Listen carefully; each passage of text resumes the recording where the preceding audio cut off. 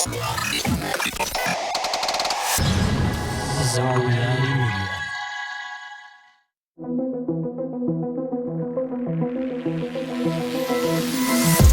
The reality we live in can be a very strange place.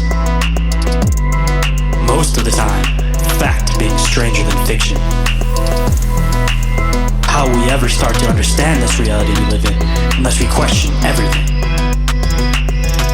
Join me and a guest as we unravel the mysteries of this reality, one topic at a time.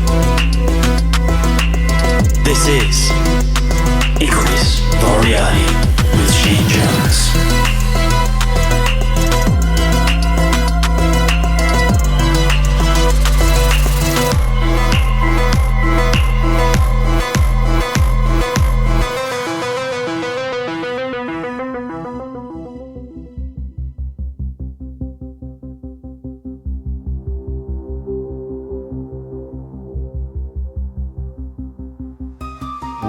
What is up, Inquirers, and welcome to the expanse of conversational exploration into the fringes of social norms. I'm the one they call Shane, and today for you guys, I have a researcher and investigator of the strange with over 40 years of experience out in the field, Schneider, here today for his long-awaited return, sharing some of his bizarre experiences through the years and an update on some recent adventures. But before we get into all that, just a couple of quick news and updates. First and foremost, still trying to put together that Halloween special, and we're going to end up doing that live, of course. And if anybody would like to be part of that, meaning that they call in and share some of their bizarre experiences, whether it's cryptid-related, paranormal, extraterrestrial, or anything strange, you guys can call into the Bizarre Reality Media Hotline. That number is 313-364-1551. And if you happen to want to remain anonymous, of course, I can definitely do that too. And if you even want me to change your voice, I can definitely do that too. I will make sure that I get in touch with you guys before I end up putting that special together. But like I said, if anybody is interested in that and you guys missed that number, it is available down in the show description. And if you happen to want to catch that special live, it'll be happening on October 30th at 7:15 p.m. Eastern Standard Time over there on the Bizarre Reality Media YouTube and Twitch channels. So more updates as we get a little bit closer to that, but you guys make sure you mark your calendars if you guys want to catch that live. And the next live Bizarre Inquiries will be on November 6th, 7:15 p.m. Eastern Standard Time, as usual, over there on both of the YouTube and Twitch channels, as I previously mentioned. But again, with that, as we get a bit closer, there will be more updates through social media and on the show, of course. And the t-shirt/survey is still going on. If anybody's interested in possibly winning a t-shirt of their choice off of the Bizarre Reality merch store, all you guys have to do is fill out a quick 8-question survey, all your guys' thoughts and opinions on the show to hopefully help the show grow and improve. So if you guys have been enjoying the show through the years and you guys don't mind taking an extra 5 minutes to put some thought-provoking answers to that, I would definitely appreciate it. And that link is available down in the show description. And I'm going to keep going with that until I hit 50. We're at about 20 right now, so you guys definitely got time to put in your answers if you guys are interested in winning that. And if anyone is interested in being a guest on the show, sharing their experiences or encounters on the show, or contacting me for any reason whatsoever, you guys can do so through email, which is inquiriesofourrealitypodcast@outlook.com. Or again, you guys can get a hold of me through the Bizarre Reality Media Hotline, and that number again is 313-364-1551. And if you guys might be interested in supporting the show in some way, shape, or form, there's a couple different ways you guys can do so. First and foremost, you guys can go and check out the Bizarre Reality Media Patreon with 2 tiers available, ad-free/early access and full access. And you guys will get this show, the 0.5 episodes of this show, which are full-length episodes, of course, may I throw in. And you guys will also get stuff from Bizarre Encounters, and you guys will get all the video content. A lot of cool stuff going on over there if you guys, again, don't mind supporting one of the little guys as far as the show goes. And you guys can also go and check out the Bizarre Reality Media merch store with t-shirts just $15.68 plus shipping, so not too bad. After shipping, it usually ranges about $20. So like I said, most places selling t-shirts are about $20, so it averages out. And again, support the little guy in the process. And the other ways you guys can support the show is by donating to the show directly. If you might be interested in getting me a coffee or an energy drink to keep me up late at night editing these episodes for you guys. And the last thing you guys can do is go and check out the affiliate links with some additional discounts and credits available for you guys down there in the show description. Dimension Devices and Sticker Mule, if you guys might be interested in checking those out. And I know times are tough out there, but if you guys are still interested in supporting the show in some other ways, I would definitely appreciate it if you guys wouldn't mind leaving a review or rating for the show on iTunes, Spotify, or any podcatcher you happen to use. It's been a hot minute since I've gotten a review for the show, so if you guys don't mind doing that, I will read on the show, give you guys a big shout out, and again, I will definitely appreciate it because it'll hopefully help push the show up in the algorithm so that more people will be able to see the show, and hopefully the show will grow and we can get more interesting guests and some new community of people going on around here. And you guys can also go and follow the show on Instagram and Facebook. You guys can also share the show through word of mouth with any friends or family or even people maybe you don't like that you think might enjoy the show. And you guys can also catch the shows live on the Bizarre Reality Media YouTube and Twitch channels. And the last thing you guys can do is go and check out my other show, Bizarre Encounters with Shayn Orin. If you guys are looking for some extra stuff to listen to get you through your work week, talking about a lot of the same stuff, but in a different context, because we do a bunch of deep dives and stuff over there. Got a lot of interesting stuff going on over there recently. Building up towards Halloween, we're going to have a lot of cool stuff going on. So again, definitely worth going and checking out if you haven't already. And every single thing I mentioned is all available in the link tree, which is available down in the show description. And with that, let's get into the show.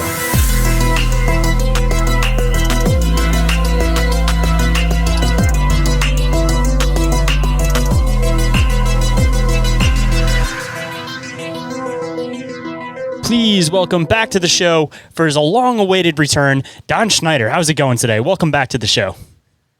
Hi, Shane. Hi, everyone. I'm glad to be back. Been a couple times. I was going to say, I think this is your third return now, if I'm not mistaken, maybe even fourth, but it's been probably at least like 6 to 8 months since you've been on. So definitely have to get a bit of a recap on what's been going on. Oh, yeah, definitely. Yeah, lots transpired since I talked to you last time. And I lost count. I don't know if it's the third or fourth time, but yeah, it's glad to be back. We're willing to talk about whatever the subject matter that intrigues your audience, your any of the people that are interested in the subject matter that I probably right now am involved in and have been in for going on since 1978. So, yeah, it's been approaching 40 years that I've been involved in the Bigfoot subject, Sasquatch, cryptid subject, whatever you want to call it. And still doing it after all those years, still involved with people that I do co-research with and have been enjoying it. It's really, it's fun with the right people or even by yourself with the constant reminder that as much as you tell people that are interested in it, it's still, it's not a cakewalk. I tell people it's buggy, it's wet, it's nasty. You're going to sweat a lot. You're going to be thirsty. You're going to bring food. I said, you're going to maybe get tired of carrying your backpack. I said, I said, it's not a cakewalk. It's not glamorous. And only the people that are really serious, I'll go with, or they'll go with me. And we usually keep the teams down to generally three people or less, but I've been known to have 2 other people in our groups and have 5 people there. Usually with 5 people, we split into 2 groups, and we have, that way we don't have a crowd of people bushwhacking or going through a forested area, just creating a ruckus. I mean, I don't go ninja. I just talk like I'm talking to you right now, and that's how we do our excursions. They know we're here. They hear us. It's when you try to be sneaky and try to creep around, that's where the distrust comes in. And I've seen like all things go quiet and disappear when I've been with people that try to do that. I just say, when you're being yourself and you're walking in, a lot of times, if they're watching you, which they generally are most of the time, they make the determination you're not a threat, you're relaxed, you're talking, you're being normal. But go in and try to act like you're part of SEAL Team 6 and you're going in, you're going to have a difficulty giving any. You might get some vocalizations, but maybe that's all you're going to get. So so that's what I've been, the methodology, if you want to call it methodology, that's what I do when I go out and do research. I think it's cool how much it's changed since I've been doing the podcast and doing Squatch and everything myself, that everybody, when I first started, it was all about trying to be stealthy, trying to sneak in, trying to make it so that they're not alerted that you're there. And now it seems like everybody's moved into this point where they're basically like, yeah, we set up a campfire, we start making hot dogs, we hang out, and then they start coming into us. Yeah. And the other cool part is everybody used to do big groups, and I used to always say, like, 3 feels like it's like the perfect number. So it's really cool that everybody's starting to stick to, like, the most that I usually hear is people do 3 to 5 in groups going out. Sometimes they'll have 2 groups that go out at a time, and then there's usually about 2 to 3 people that are at base camp. So for the most part, you may have a bigger group, but everybody's splitting into 3, 5. That seems to be the average. So it's really cool that I feel like we're really starting to get to a point with this research where we're really starting to figure out the best means and tactics of doing things, especially considering that, this has been an ongoing thing that people have been researching since 60s, like seriously, like writing books and researching it, not just, talking about it like from the aspect of living amongst this type of stuff. But it's kind of cool that we're getting to a point now where everybody's starting to talk so we can actually start putting this information together and figure out the best tactics to actually having some luck when you go out and go squatching. Yes, I found that some of the most serious researchers, which are probably, less than 1% of all the researchers, if you want to name all the groups and organization, which number into the hundreds, there's a handful of researchers that have their own, if you want to say groups or their own members to their group, and usually they do go out in smaller numbers. And if they're I've been invited to these squatch outs, as they call them, out in the Southeast. I've been invited to squatch outs, which could be 70 to 150 people. And so, good luck with anything with that. Like, what happens is the people with the success that do to go to these squatch outs, they go, if Bigfoot is watching all this noise, music, people eating, having a good time, which I no doubt I believe they do. Because they watched me with just like my son at a camp out and gave us some interesting, but if you have 70 people, they're going to post up quite a distance away and just observe everything. And I occasionally hear about in these type of gatherings where there's a lot of people that are enthusiasts or researchers all get together, and there's a number of 50, could be up to 100 of them. There'll always be someone that'll say, I'm going to find a spot where I could observe everybody at this big gathering and pick go see where, pretend I'm Bigfoot, where would I pick a spot where I could have a complete view of this event, and where is a perfect place to go post up to see. It might be 100 yards away or 50 yards away. And those people, they're the outliers. They'll go that do that, and they'll end up having activity where rocks are thrown at them, or they'll get like a warning loop, like, hey, we got a human here, and they all take off, and they'll hear them crashing through the woods away from them. I've heard a few stories of people that have set up the outside tents, like just outside of the campsite, pushed away from people, and they'll get stuff like tent rustling at night and stuff like that, because they'll come up and they'll come to check out the bigger group, but they'll be in the process of them walking up, so they end up getting the Sasquatches walking past to investigate later at night. Like, that's the spot to go, man. That's usually when you close down, you're done for the evening, you decide, okay, I'm getting in my tent or van or whatever, and everything goes down quiet. Those members of that group, the family unit, they'll come down and they'll go through your campground. Everybody's usually 10 to 1 in the morning. Everybody's, called in a night. They'll come down and they'll investigate everything, the coolers. They'll see your equipment, anything that they smell that they seem to like. They'll go mess with it, to even going up to walking around people's tents. And I think they know the difference between somebody snoring and somebody who's awake. I think they can tell. I can tell it with, I've been married 40 years. I know if my wife isn't slightly snoring and I hear total silence, I will check her out and see, is she all right or is she awake? And so I can tell when I go out with a group of people and we're all in our tents, I can tell people are sleeping, or if they're awake, you hear them rustling. And that was a situation I ran into when I was in Wisconsin, where there was 5 of us. And at that point, I had never been out with more than 2, maybe 1 other person or 2 other people at a time. So my groups were like 1 other person other than me, or there might be 2 or 3 other people. So when I went to this event, there was me, Ricky, Dave, Mitch, and Randy. So there was 5 of us. Yeah, Mitch, yeah, Randy, Dave, Ricardo, and me. Yeah, there's 5 of us. And we all had our own tents. And we didn't hear anything during the day. We found structure.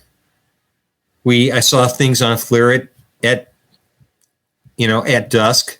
When things started getting dark, I started seeing things on thermal, just dark patches among the foliage and the tree line next to where we were camping. Stuff like that, which I sort of expected. But then when things got quiet and everybody went to their individual tent, shut the tent door, and everybody went to sleep, that's when activity seemed to always start.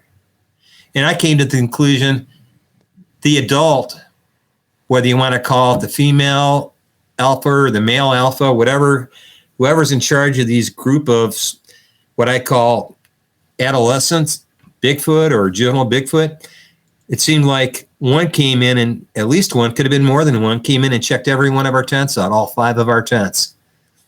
And we got up that following morning. I had a story. My friend Dave had a story. Everybody was like, is the one that was on next to your tent scratching? Was he over by my tent? Just weird stuff like that. And you're going, and then another morning, they apparently had been in camp at night. In the morning, at about 4:45, 4:30, it started getting light out. And we heard something outside the perimeter of where we were camping. I didn't hear it. I heard the tree breaks, like something was walking in or moving around and busting saplings over with both of its hands. As it was, when I mean saplings, these are 6, 7, 8, 9 foot tall little pine trees, and they're breaking them over. And it was stomping. I heard the stomping and the thumping. It sounded like it was either beating on its chest or stomping on the ground or actually pummeling the ground with their fists. And then I heard the breaking. And the guys, when I woke up to that, I listened to the other guy's account who woke up before I did, and they go, "No, you missed the other part." And I go, "What other part?" When it came in, it was roaring. And I go, "Roaring?" He goes, "Yeah, roaring like a lion." And I go, "I missed it because I was so tired." I was like, I didn't catch it because the night before I got interrupted at about 3:30, 4 o'clock in the morning. Well, it was probably earlier than that, probably closer to 2:30, 3 o'clock in the morning. I got interrupted in the middle of the night with a creature walking up to my tent and pushing through the mesh, through the nylon tenting, and with his hand. And my back was to the rear of the tent. I was laying on my right shoulder with my back against the tent. And it placed its hand, it felt like a hand, in the middle of my back between my shoulder blades, push on me, and it rolled me over on my stomach. And my jaw dropped. Yeah, I was like, I wasn't scared. I was like surprised at the boldness. But I had 3, maybe 4 shopping bags of paper bags. Because this was back in, this is a few years ago, but I got the paper bags. I didn't want to deal with plastic. I came out there and I had a little mountain tent, which barely has the footprint of one. It's big enough for one person.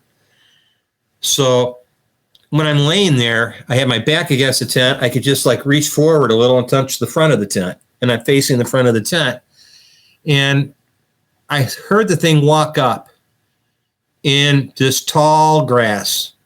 You could hear it walk just like like you or I would walk. I hear it casually walk up.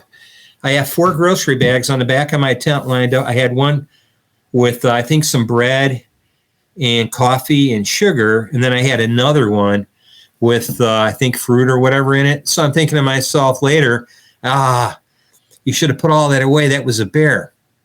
It was untouched. None of the bags were messed with. You could tell when bags are being moved, paper bags. None of the bags were messed with. And then I got pushed over, and I'm thinking, that was no bear snout.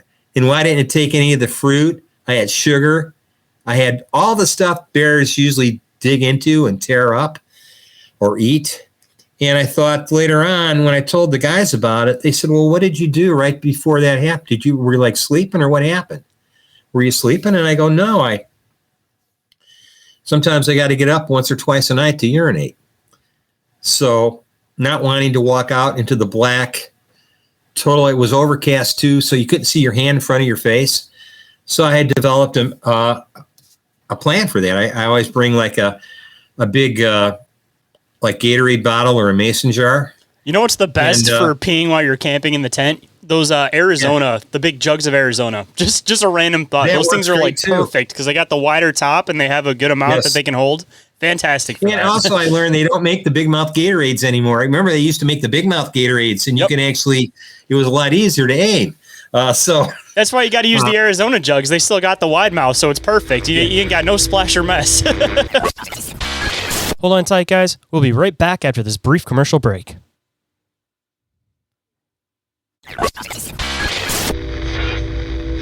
And now back to the show. Well, I bought a thing from a camp store, and it's a big red bottle, and it's for both women and men, and it fits perfectly. It's made strictly for camping. So if you don't want to get out of your tent, or you live in an RV that doesn't have a bathroom, you can use this bottle, but the bottle will fit. I bought it like a couple years ago, but I didn't have it with me in Wisconsin. So what I did is I had one of those inflatable LED lights. You blow them up and they look like a can, probably no bigger than a can of coffee can. Yeah. And it has LED lights on the bottom of it in a circle, and you inflate it, you blow it up, and I had that hanging from in the corner of my tent. And so I had to do my duty. I had to go to the bathroom, so I just reached over, sat up, turned the light on, and then grabbed the Gatorade bottle, and I filled it up as much as I could, put the cap on it, set it down, reached over, shut the light off, laid down on my right shoulder. So one of the guys asked me what I was doing before. I said I was doing this. And they say, well, after you, put the lid on the bottle and then took the light out, and how long after you laid down on your right shoulder did this happen? I said like 10, not even 10 seconds. So that gave me the impression this thing had been watching all the tents and probably been walking around. And all of a sudden they see this little tent. And it was funny because all the guys commented at it about my tent. They're going, oh, the Bigfoot probably thought you were a kid because you had the small little one-man tent. Everybody else had 3-man, 4-man tents. And they just, and they said, yeah, he probably picked on you because they thought, oh, yeah, that little tent, that guy's not a threat. And I'm not a threat anyhow. I'm not aggressive toward Bigfoot, not unless my life's at risk.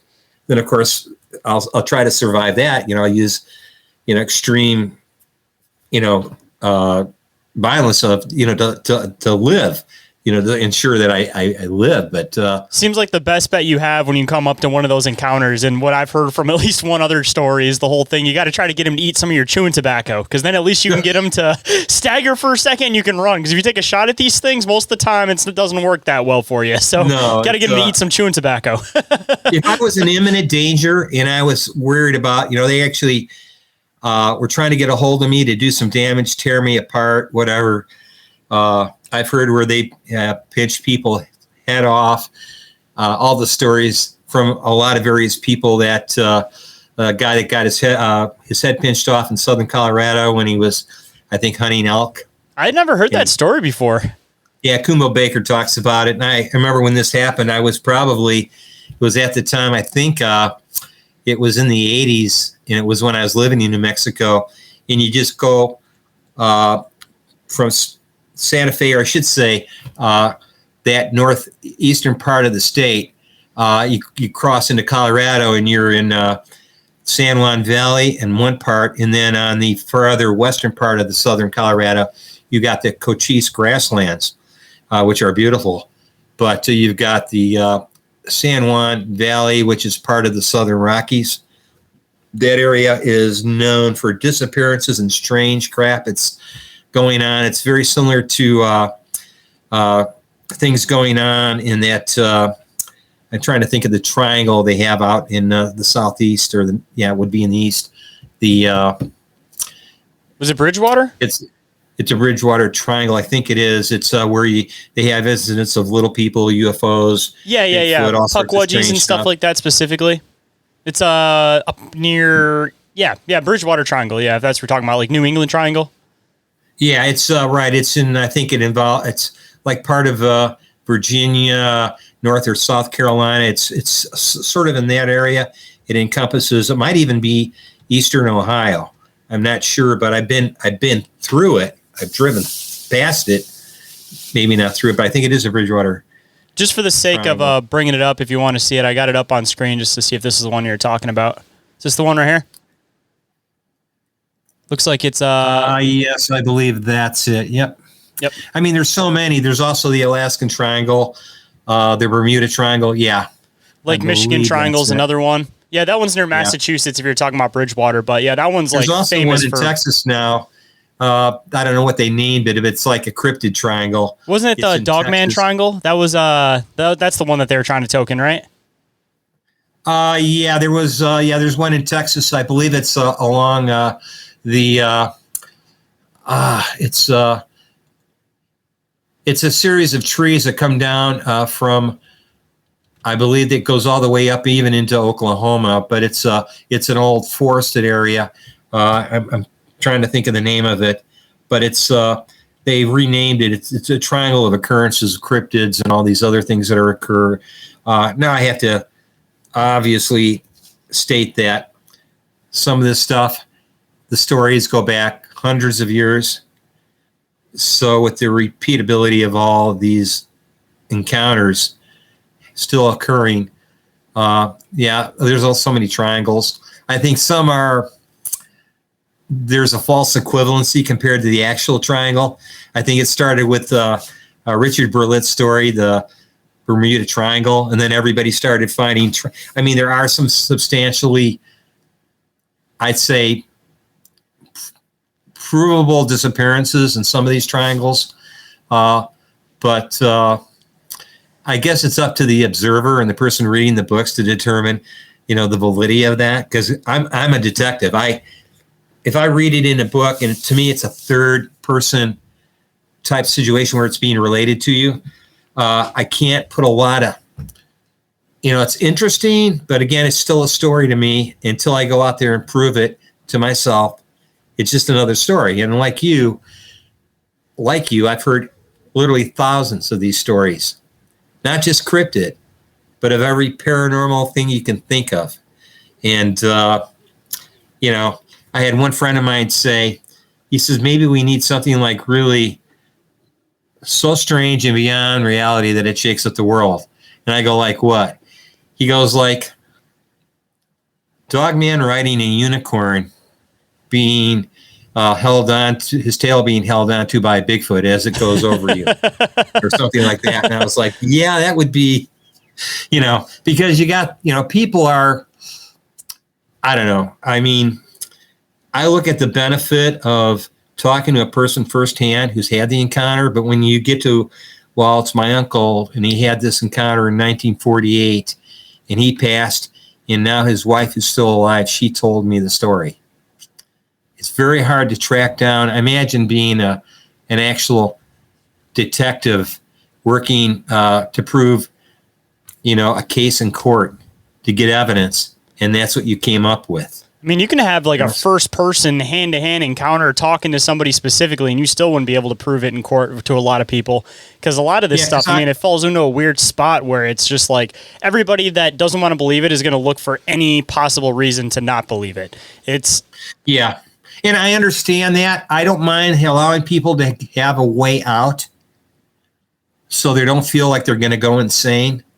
If I walked up to somebody and says, hey, this happened to me personally, based on the story of me being pushed, and I took it to the next level and said, you don't realize what you're dealing with. You're going out camping in some of these parks and these creatures are walking right up to your tent. You want to risk the life of your children. If I laid it out to people like that, they would either call me a kook, and they themselves, because of what I told them, couldn't handle the information, might go a little crazy themselves. They might go a little insane because they'd have to readjust their worldview. And that actually, in some cases, changing a worldview that dramatically, I've heard where people they got into heavy drinking, and in some cases, you wonder if they destroyed their life. So I look at it, if you're going to watch this stuff, be prepared to talk to the people firsthand if you really want to know the truth. But nobody's doing that because, hey, it's the United States. We have more important things to do. We got, we've been captured basically by how this state is run. So by the time you have time in your life to do the research or the detective work you want to do, you're old.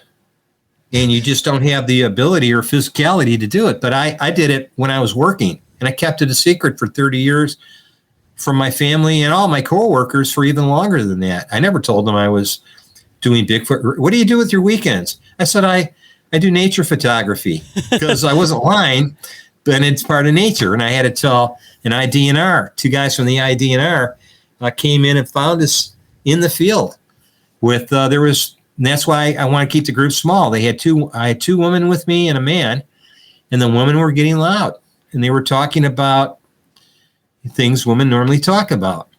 Their last doctor's visit, how their daughter's wedding went, all this kind of stuff in the field. It taught me a lot about human psyche, the human psyche, and what people are. So you sort of have to vet people before you take them out. So I had 3 people with me, and one was an ex-Leo, a retired officer, and the other 2, one of the girls was also retired, an ex-police officer, and the other woman was, but they're all into Bigfoot research. We got them out in the field. We were 200 yards, 300 yards at least away from the parking lot.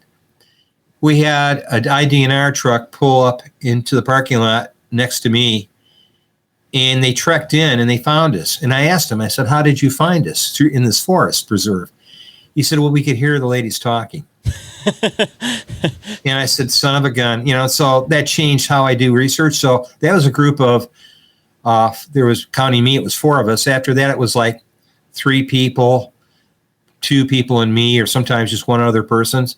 And more often than not, just me by myself. But I said, oh, and then the first question he asked me, what are you doing back here?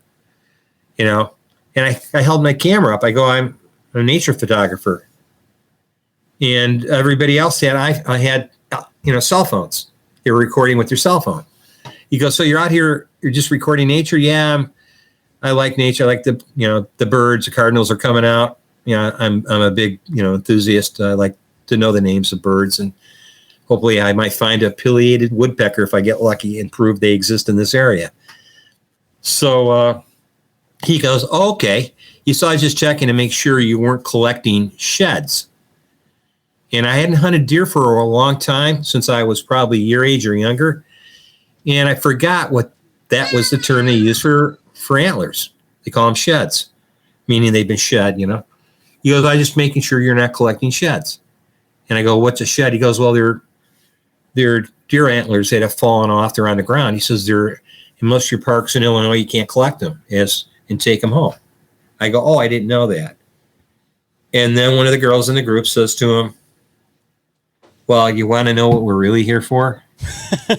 and she told him, and I was like, he was like, oh, he acted like, I'm not going to react to this. I'm just going to do my job and leave. So he knew. Didn't see nothing here. Yeah. Afterwards, I told her, I says, yeah, don't. I says, do you trust the government? She goes, no. She says, I don't trust the feds or states. I said, but you trust the state DNR officials, huh? You told them. I said, yeah. And so, of course, that's how you sort of determine the people that are with you. Now, if they're DNR people or people that are, U.S. Department of Agriculture or U.S. Forestry workers or federal wardens that work for the, Fish and Game, if they're willing to talk about it, you sort of can tell, because they'll sort of bring up the subject. Then I'll engage them, but I won't just surrender and say, hey, I'm out here researching Bigfoot. Yeah, you may not believe them, but I found prints here. And yeah, she told them all that. I was like, oh my God. It's kind of surprising once you start talking to those people too, how many actually spend all that time out there and they do believe in it. It's like you have the people that just will not talk about it, and then the other ones will kind of hint at it, and then the other ones are open about it. But it seems like the majority are in the camp of believing that there is something out there. And again, that I feel like shows some validity to it, that the people that are literally spending their time out there doing that for a living, put validity into it, Yeah, some of them will actually engage. I haven't found that person yet. I find when they're retired, they'll definitely engage and talk about all the stuff they have come across when they're in there marking trees for cut down and clothing trails, doing maintenance, checking on the crews, doing the maintenance on the trails, making sure they're all safe, checking for going to the fire outlooks, looking for possibilities of people camping and burning, doing ground fires when they're not supposed. But they're doing all that. And I find sometimes also the guys that are approaching retirement, they'll zip their lips too, because they don't want to give, their supervisors an opportunity to deny them retirement and terminate them early. So they're like sticking to they're being very careful toward retirement because, again, they're working for basically most of your federal employees that are working in like national parks, national monument areas. They work for U.S. Forestry Service, which is part of the USDA, which is run by the Bureau of Land Management, which is, guess what, run by the Department of the Interior. So knowing this, you're working for the feds all the way up. And if they want to put a gag order and the supervisors tell you, yeah, anybody asks you about Bigfoot, you know nothing, you don't know what they're talking. Oh, yeah, we have wolves, we have cougars, that's probably they always have a pat answer. So random animal attacks when there's something seen in an area. I mean, that's a typical thing that I've always seen. I even had heard about them talking about telling people they're feral dogs. People have dropped their dogs off and they're feral and they just survive. And I know those feral dogs do exist. I've come across them. But yet I come to the understanding that if they approach me and the guy's open and he's somewhat young, generally they maybe don't understand or maybe they haven't read their policy manual, so they don't know all the ins and outs. So they'll freely talk to you about it. But trying to find that person, I haven't found that person yet here in Illinois. But I think if you go out west and you're in places like Utah, Arizona, even Northern California, I think you get some people that it's so obvious there, and it's even the residents have all had interactions or some form of encounter with Bigfoot that they're used to it. They'll talk openly about it. That side of the country is kind of totally different with that stuff. Like we have just as many sightings over here as they do over there. But on that side of the country, it's like they're either open about it or they just don't talk about it at all. But the people that don't talk about it at all are still open to it. They just don't want to acknowledge it. So it's just, there's not like a question of if they exist out there. It's a matter of like, who do you know who's seen one out there? Yes. And that's quite a lot of people. The people that acknowledge their existence but don't want to talk about it. I understand they hold their privacy very important to themselves, and they don't want other Bigfoot researchers showing up at their homestead or wherever they're living and saying, hey, can we check your property? Or can we, they want to avoid all that. And so I pretty much don't have to deal with that because a lot of the private landowners I know already, or the public lands, which are our parks and stuff, I can go in freely and do research. Until they come up with some kind of law, which I don't think will ever exist, that you can't bring recording equipment, audio or video into a park. Until that happens, you can go into any park. As soon as you see that, know that that's going to be the park to try to sneak some cameras in and go record in. I mean, that's almost like putting a giant bullseye on that park's back. Yeah, when you hear that, when they say no audio record, no audio equipment, no recording equipment, I'm like, well then, we're not in China yet. We're not to that point. We're not in China. And I'm sure I could expect that in China where they clamp down on what's considered, well, you take your video and make it public. So to avoid that, they don't allow cameras or audio recording in the CCP and areas like that. That would be considered a public land, or the equivalent.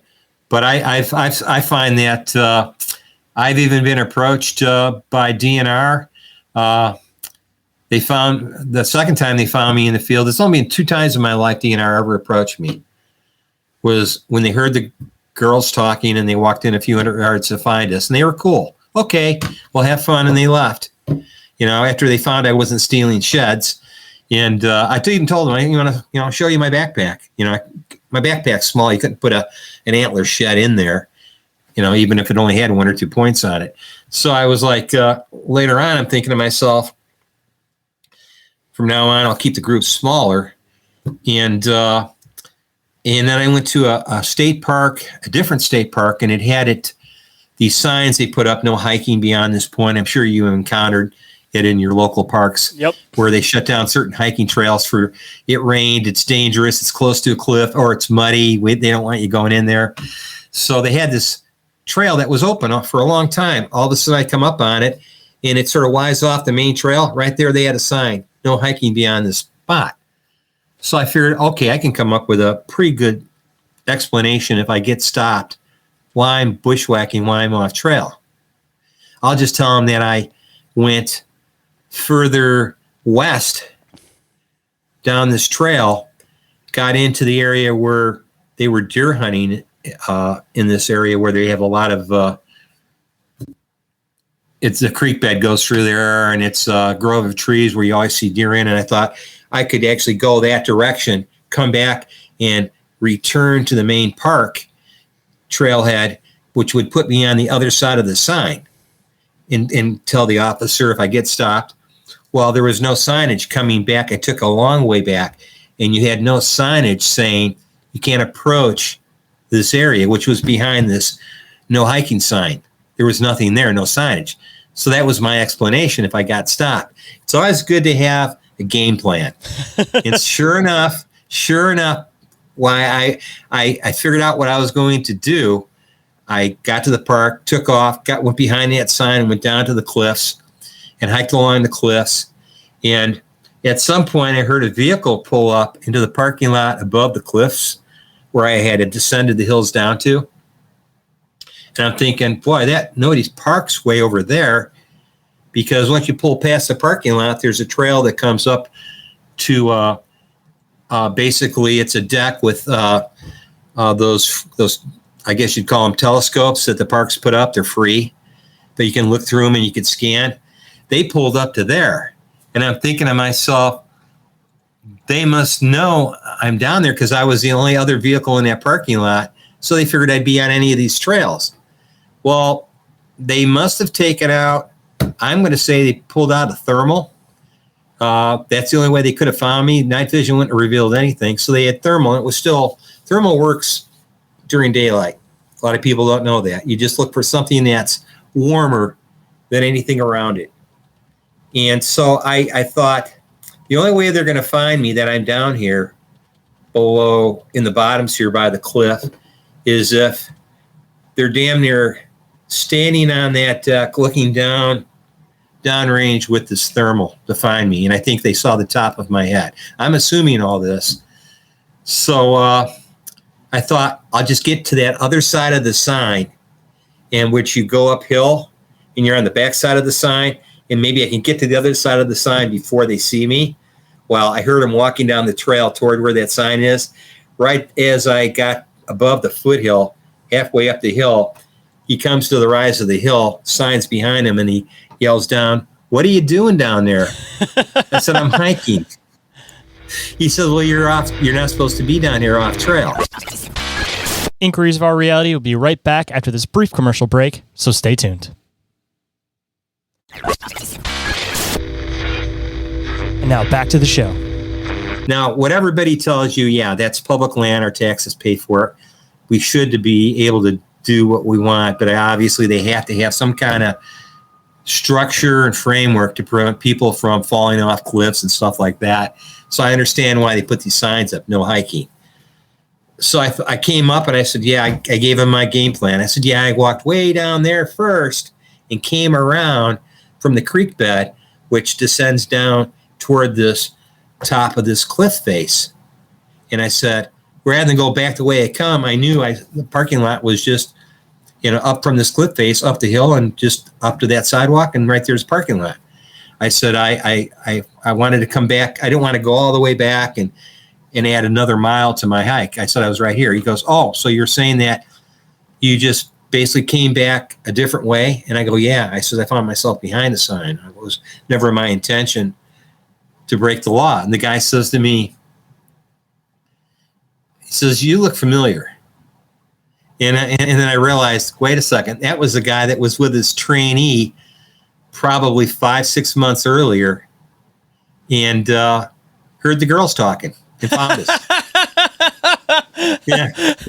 That's the only two times in my life. That's the only, in 40 years of research, I've only been approached by DNR twice in the field, and that was in Illinois, nowhere else. Not in Wisconsin. I've been in Canada. I've been to New Mexico doing research, Southern California. My research took me all over the United States. Never did I run into Fish and Game, DNR, or their equivalent. I never ran into him. Illinois, same guy. He's like, you look familiar. Well, I had a different jacket on, and I wasn't holding my monopod with a camera on it.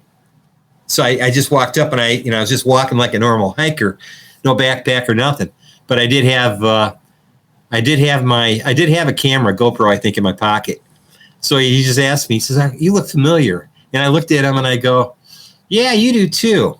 So I think I got this guy thinking, oh, it's probably at, the fireman's ball or some kind of public event.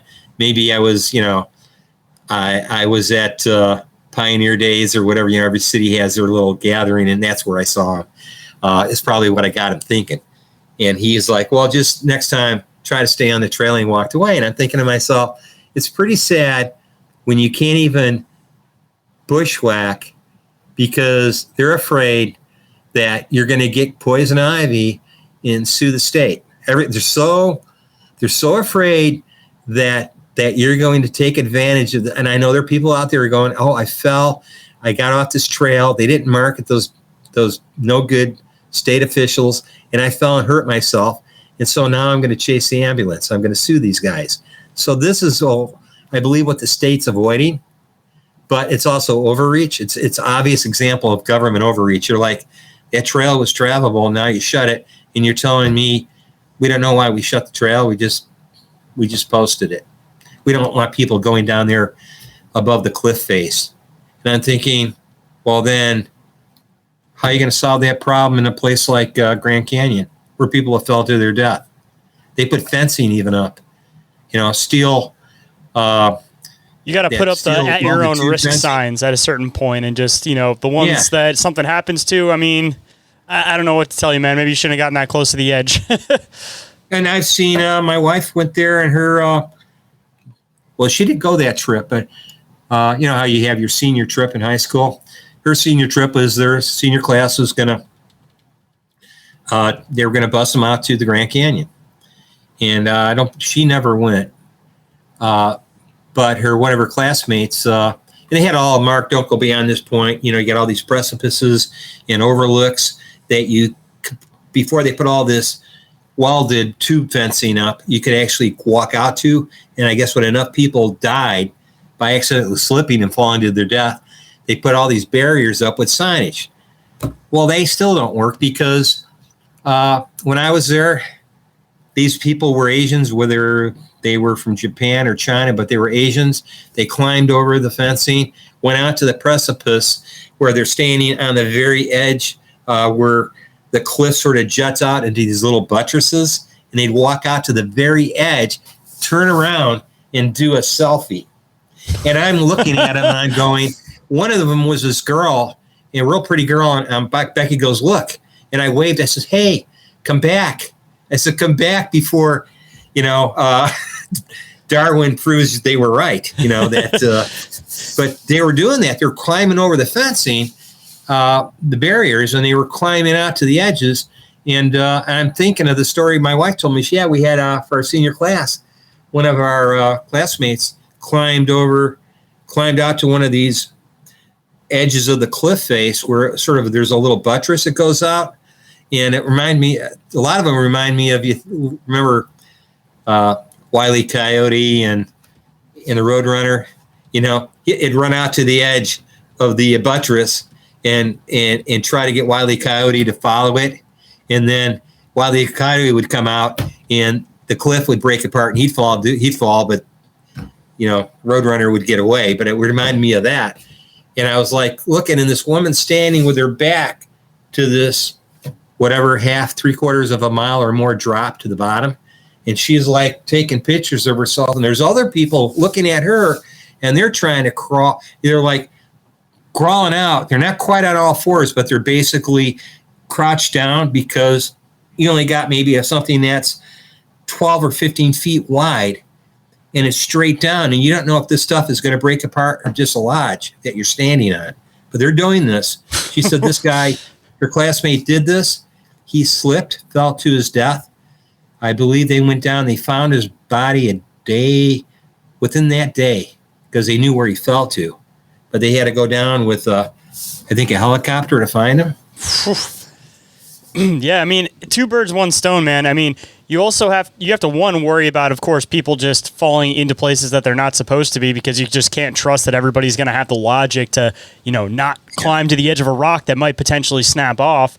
And then on the other side, I mean, even getting into the more Sasquatchy aspect of things, or Dogman or whatever, you know, maybe some of these areas are intentionally blocked off because they know that there's a danger if people are in that area, or they know that this is a territory for this thing. And that's when it gets into that whole like conspiracy theory. Well, I don't even know if it's necessarily conspiracy theory, but the whole idea about a lot of these state lands actually being like reservations for, you know, some of these things, because they know they exist in these areas, so they just leave the area alone. It's almost like the same. I mean, for a lot of people that may sound a little out there and crazy, but is it really any different than in Europe, where they will build highways way out of the direction or way out of the way of where they're supposed to go, just because they believe that this area is a fairy area? I mean, it seems like it's no different. They don't want to disturb it. Or even they did it in Greenland. They had the, you know, little people, so they had to reroute these highways because these bad luck and things were happening to the work crew on that were putting in the highway. They'd find that their compressors wouldn't work. Some of their power tools that they charged weren't working. They'd go dead. They have problems with tools missing, breaking their equipment, pneumatics, digging with these backhoes and stuff to put in the road, and hydraulic hoses breaking, just one thing after the other, until one of their politicians, whether she was a mayor or the equivalent of a governor, she came in and they devised a plan to reroute the road, and all of a sudden all the problems went away. No tools missing, no broken equipment, no just strange stuff. It stopped happening. They also talk about this in Hawaii. Their little people, the Menehune, having to reroute areas because the indigenous people in the area, saying they were receiving signs and indications from the Menehune that they were going through sacred area, and there was going to be bad mojo, bad luck happening to these people. Where people have ended up getting really sick and just weird stuff happening. So my friend, a guy I used to know from Hawaii, I knew him. I was in a group on Facebook, and he told me, he says, I've seen the Menehune in my bedroom, on my bed. And he described them and everything, and they're nothing like the little people, like the Pugwudgies and stuff like that.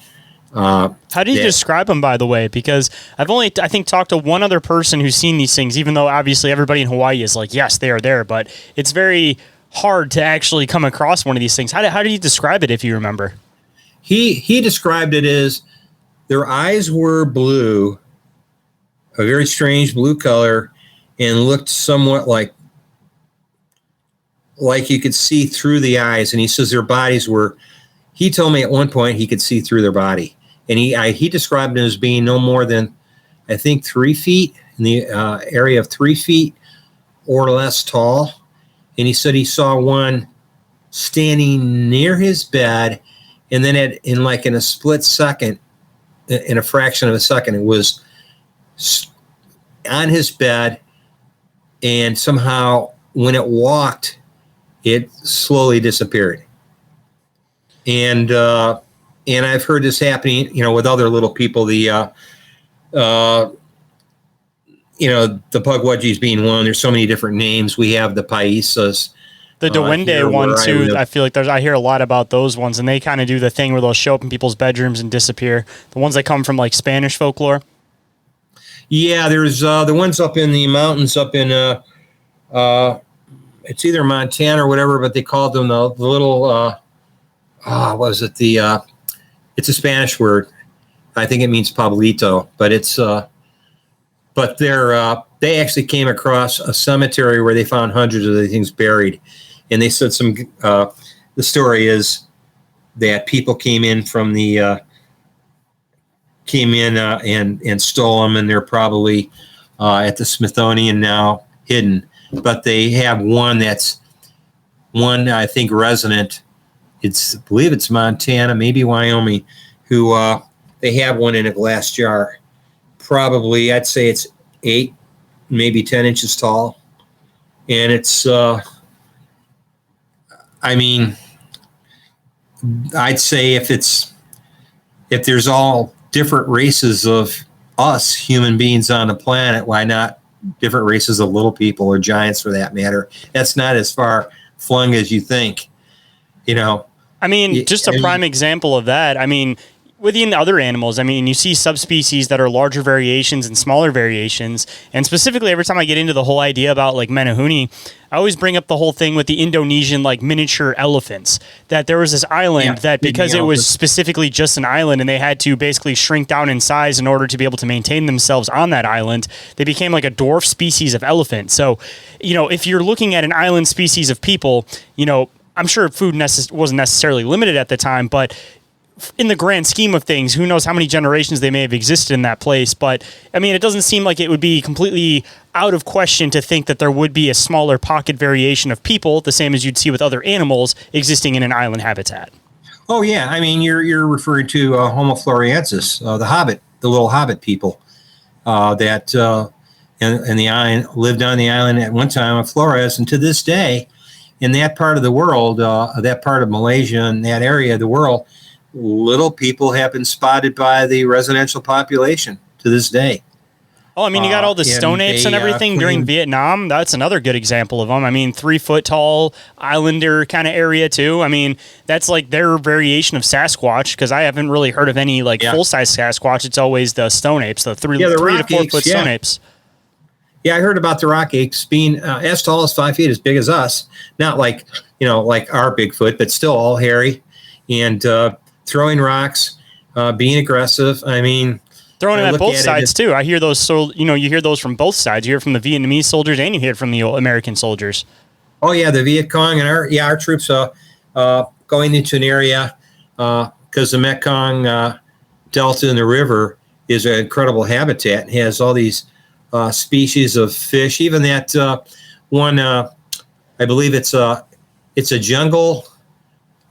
It's like more in the goat or antelope family, and they found that because of the moisture and the high amount of just the high amount of moisture in water in this type of jungle habitat in Vietnam, that they encountered the deer that has it has gill slits on each side of its face to allow it to breathe. It's a very weird-looking deer. I think Forrest Galante talked about it, but that discovery was made, I think, 15 or 20 years ago. But that's another species that probably, when they came across the bones, they said, well, this is extinct. And then they rediscovered a new species.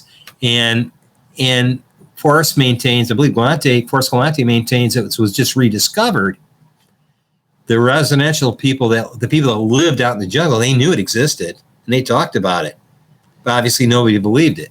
That's like those the tunnel spiders too. That's the other one you always hear out of like the Vietnam stories. Those like giant spiders that the tunnel rats would talk about. Yes. I mean, I don't know if it's folklore just because people were obviously afraid to go in the tunnels and be a tunnel rat because your success rate was like, only 1 in 10 people would actually live through those situations. But I mean, regardless, I mean, giant spiders don't seem ridiculous. When you get into a jungle habitat like that and you have all these caves that people were digging out, like of course you're probably going to run across giant spiders like that. See, and that's what people aren't understanding. After our last, I guess you'd call it last mini ice age, if you want to call it that, the younger Dryas, when it hit and destroyed all the megafauna.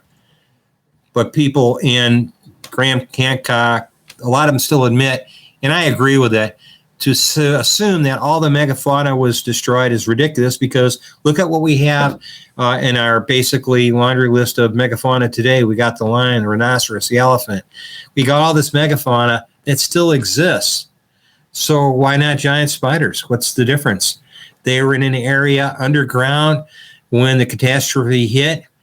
We had all these giant mudslides, instant ice age, where they find these mastodons and these megafauna killed like within seconds due to this emergence of this giant change in the landscape, the descending of these areas that are huge icebergs and giant, just monolithic amounts of ice, creating this rise in the sea levels, destruction of all the megafauna that were land creatures.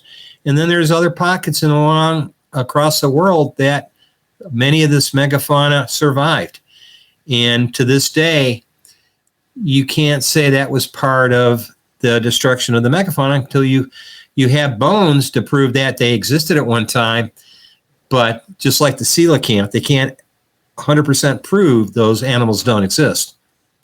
They discovered the coelacanth, and they're still sticking to the old, I guess you'd say, way they teach biology in universities nowadays, that all these animals that they claim are extinct as a result of a guy going in with a couple scientists from the Academy of Sciences out of Britain and going to Africa and saying, okay, we spent so many weeks here. Okay, this creature doesn't exist because we haven't seen it, even though all the natives are going, oh yeah, we see that every so many months. We have accounts of it. They even draw down descriptions that match what they're looking for. So to me, it's not that highly doubtful that something like the Loch Ness Monster. Hold that thought. We'll be right back after this brief commercial break. And now back to that deep conversation you crave. I was just about to say with the Loch Ness Monster too, you see this plesiosaur trope in so many different places. Like almost every giant lake has had some type of sighting of it. And it's not like people are creating all these different variations of sea monsters and different creatures. Like they seem to all be around the same shape, the same motif. Even people that have had no idea or context of like Loch Ness Monster, all these other things, reporting these same things. Like at a certain point, it's like Sasquatch. Yes. It's like you can't deny it anymore when it's not something seen isolated in one area, but something that's seen all across the world in different places. Yeah, and I think things like plesiosaurs and things like that, even like Champ, or they have Ogopogo and Lake Ogopogo. They have, when I was up in Winnipeg, they have Winnipegosis has their own lake monster. Pressy too for Michigan, Champ. Just to throw in another one too. Yeah. There's a lot of them, and they're.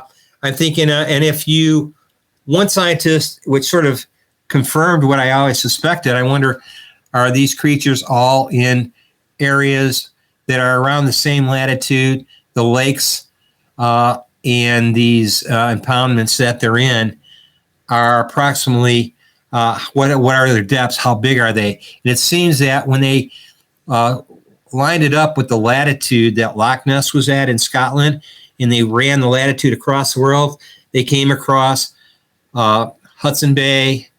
They have their lake, their monster, and it intersected a lot of these lakes that are reputedly have lake monsters because they're in water that gets extremely cold and ices over during the winter, and it goes at incredible depths. And some of these lakes are connected in some cases to Lake St. Lawrence Seaway. They're connected to the ocean. There is a Loch Ness is connected, I believe, to I want to say it's the either it's a northeast Atlantic, or it could be the not the Black Sea, but the North Sea. Yeah, I would say the North Sea. It connects to the North Sea, and I believe so. There is a way to get in and out of some of these lakes, but strangely enough, they're all around the same latitude where all these lake monsters exist. Which also kind of funny, that whole area was all tropical oceans, supposedly, like a really, really long time ago, millions of years ago. So when you go to like science museums and they talk about what Michigan, for example, used to look like a couple million years ago, they get into this whole thing about like they got plesiosaurs, they got this, they got that. So it's like they're already saying that these things existed in the area according to like the narrative that they're saying. So why is it not possible that, considering we barely have any of the waterways really discovered, why is it that these things can't exist in them? Not to mention the fact that we're not able to move around in these waterways as easy as we are to move on land. So, you could try to chase Loch Ness Monster around Lake Loch Ness all day, but, if this thing has the advantage of being an aquatic creature, it's going to be able to stay way the hell away from you before you even notice where it might even be. Same with any of these big lakes, like Lake Superior, all the lakes around Michigan. I don't think people realize like how massive these lakes are. Like these things take out freighters regularly because they get rogue waves and stuff. Like what not a perfect freshwater area for something like that to exist. Yeah, it's funny how Native Americans, we ended up calling them, and some people refer to those, what the equivalent of what I guess you would call a tidal wave or in a lake, like in Lake Michigan or Superior, they call them seiche waves because they're unpredictable. It's almost like there's a movement of the tectonic plates, or there's a shifting of the magma layer at the bottom of the ocean, bottom of the lake, creates a seiche wave, and happens so immediately that you could. That's what I think happened to the Sir Edmund Fitzgerald. Gordon Lightfoot, he wrote a song, sang a song about the Sir Edmund Fitzgerald. But according to one of the vessels that was out there, they saw the Edmund Fitzgerald and from a distance on binoculars.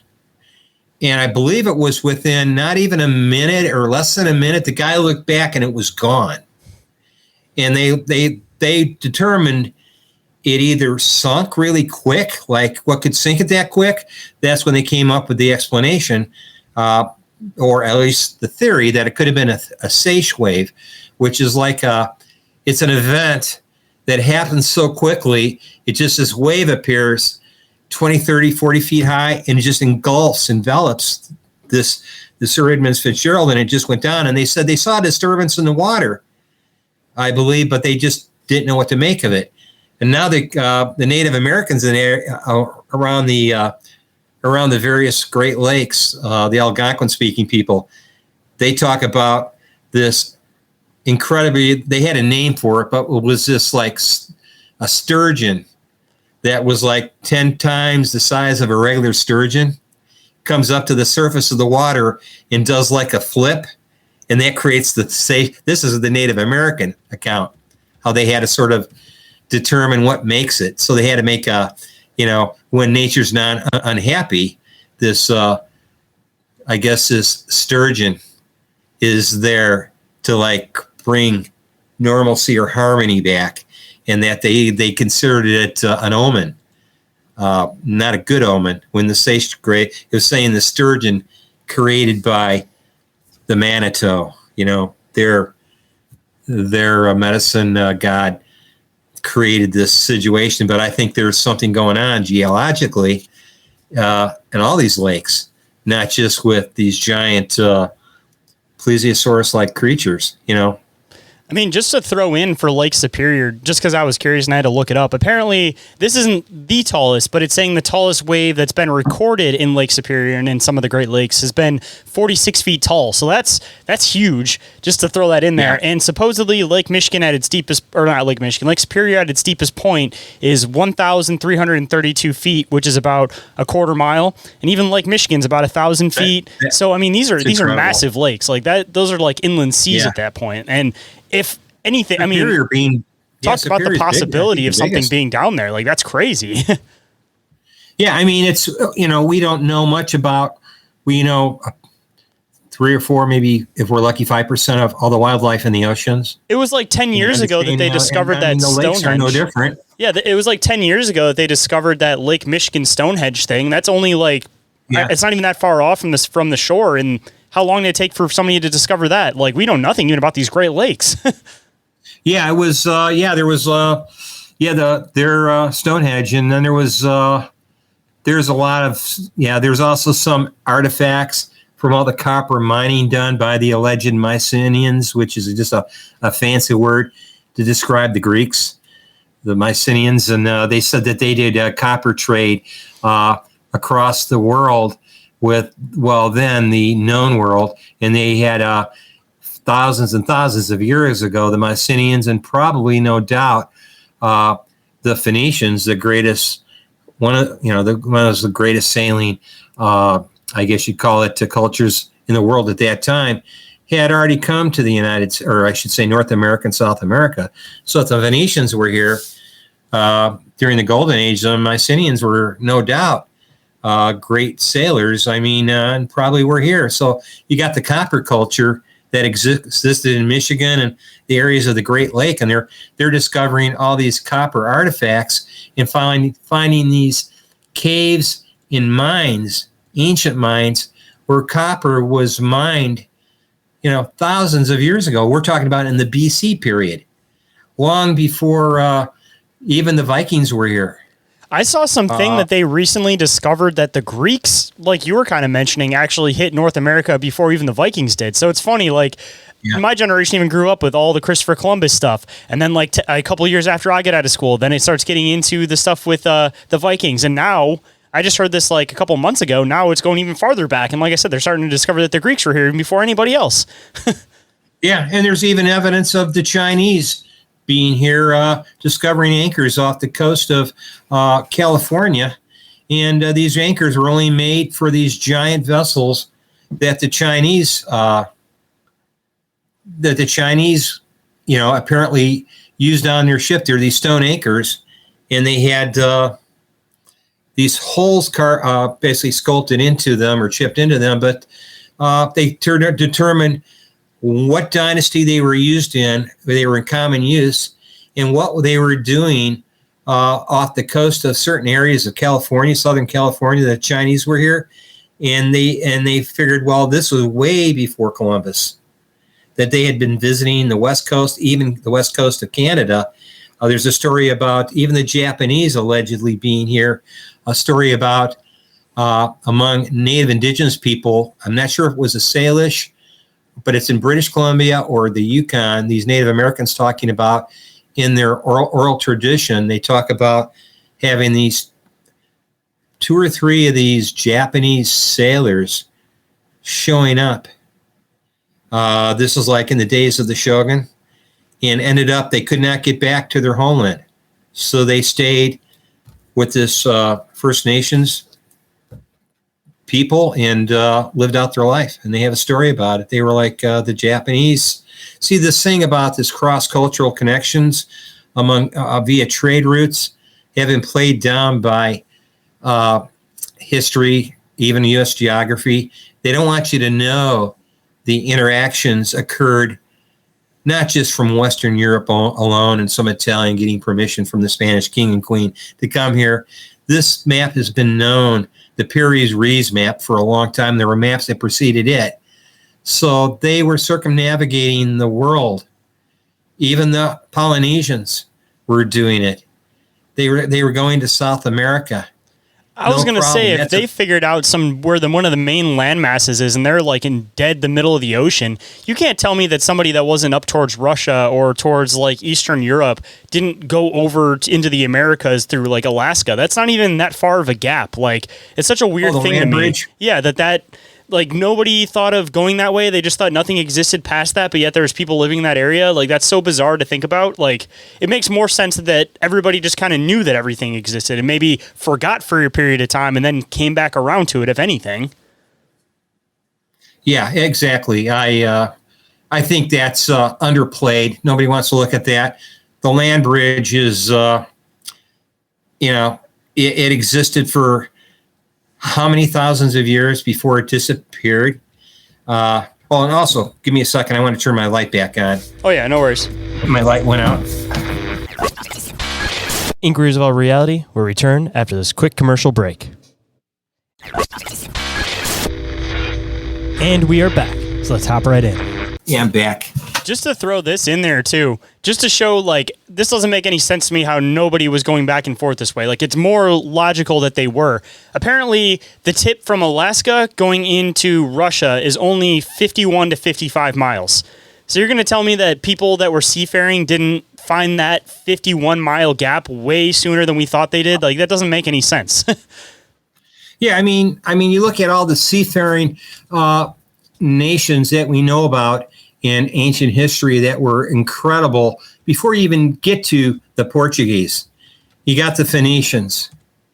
You've got that's half the length of Lake Michigan. Like that's half the width of Lake Michigan. You're telling me nobody discovered that? Like that's crazy. That's nothing. I mean, and even if they didn't use boats, which to me along the land bridge would be the easiest way to travel, but they could still walk it. So then, of course, you've got the influx of animals that have from Siberia that made it to the North America and into Central and even South America, having vast similarities. I think it's just a matter of trying to hide the materials, if anything. I mean, of course, anybody that's in power, like if you discover that there's this giant area where it's just a giant stockpile of precious metals and everything, I don't think it's that nobody knew it was there. It was a matter that anybody that knew it was there kept it a secret, because why would you want to tell anybody else where your giant stockpile is? Well, even with the Mycenaeans and those people, the people that lived on Crete, all those that have access to that extent, it was, when they were talking about the Copper Bronze Age, it's a golden age of Greece, and they're finding like this stuff that dates back to this epoch when they believe this the archaeology that supports it.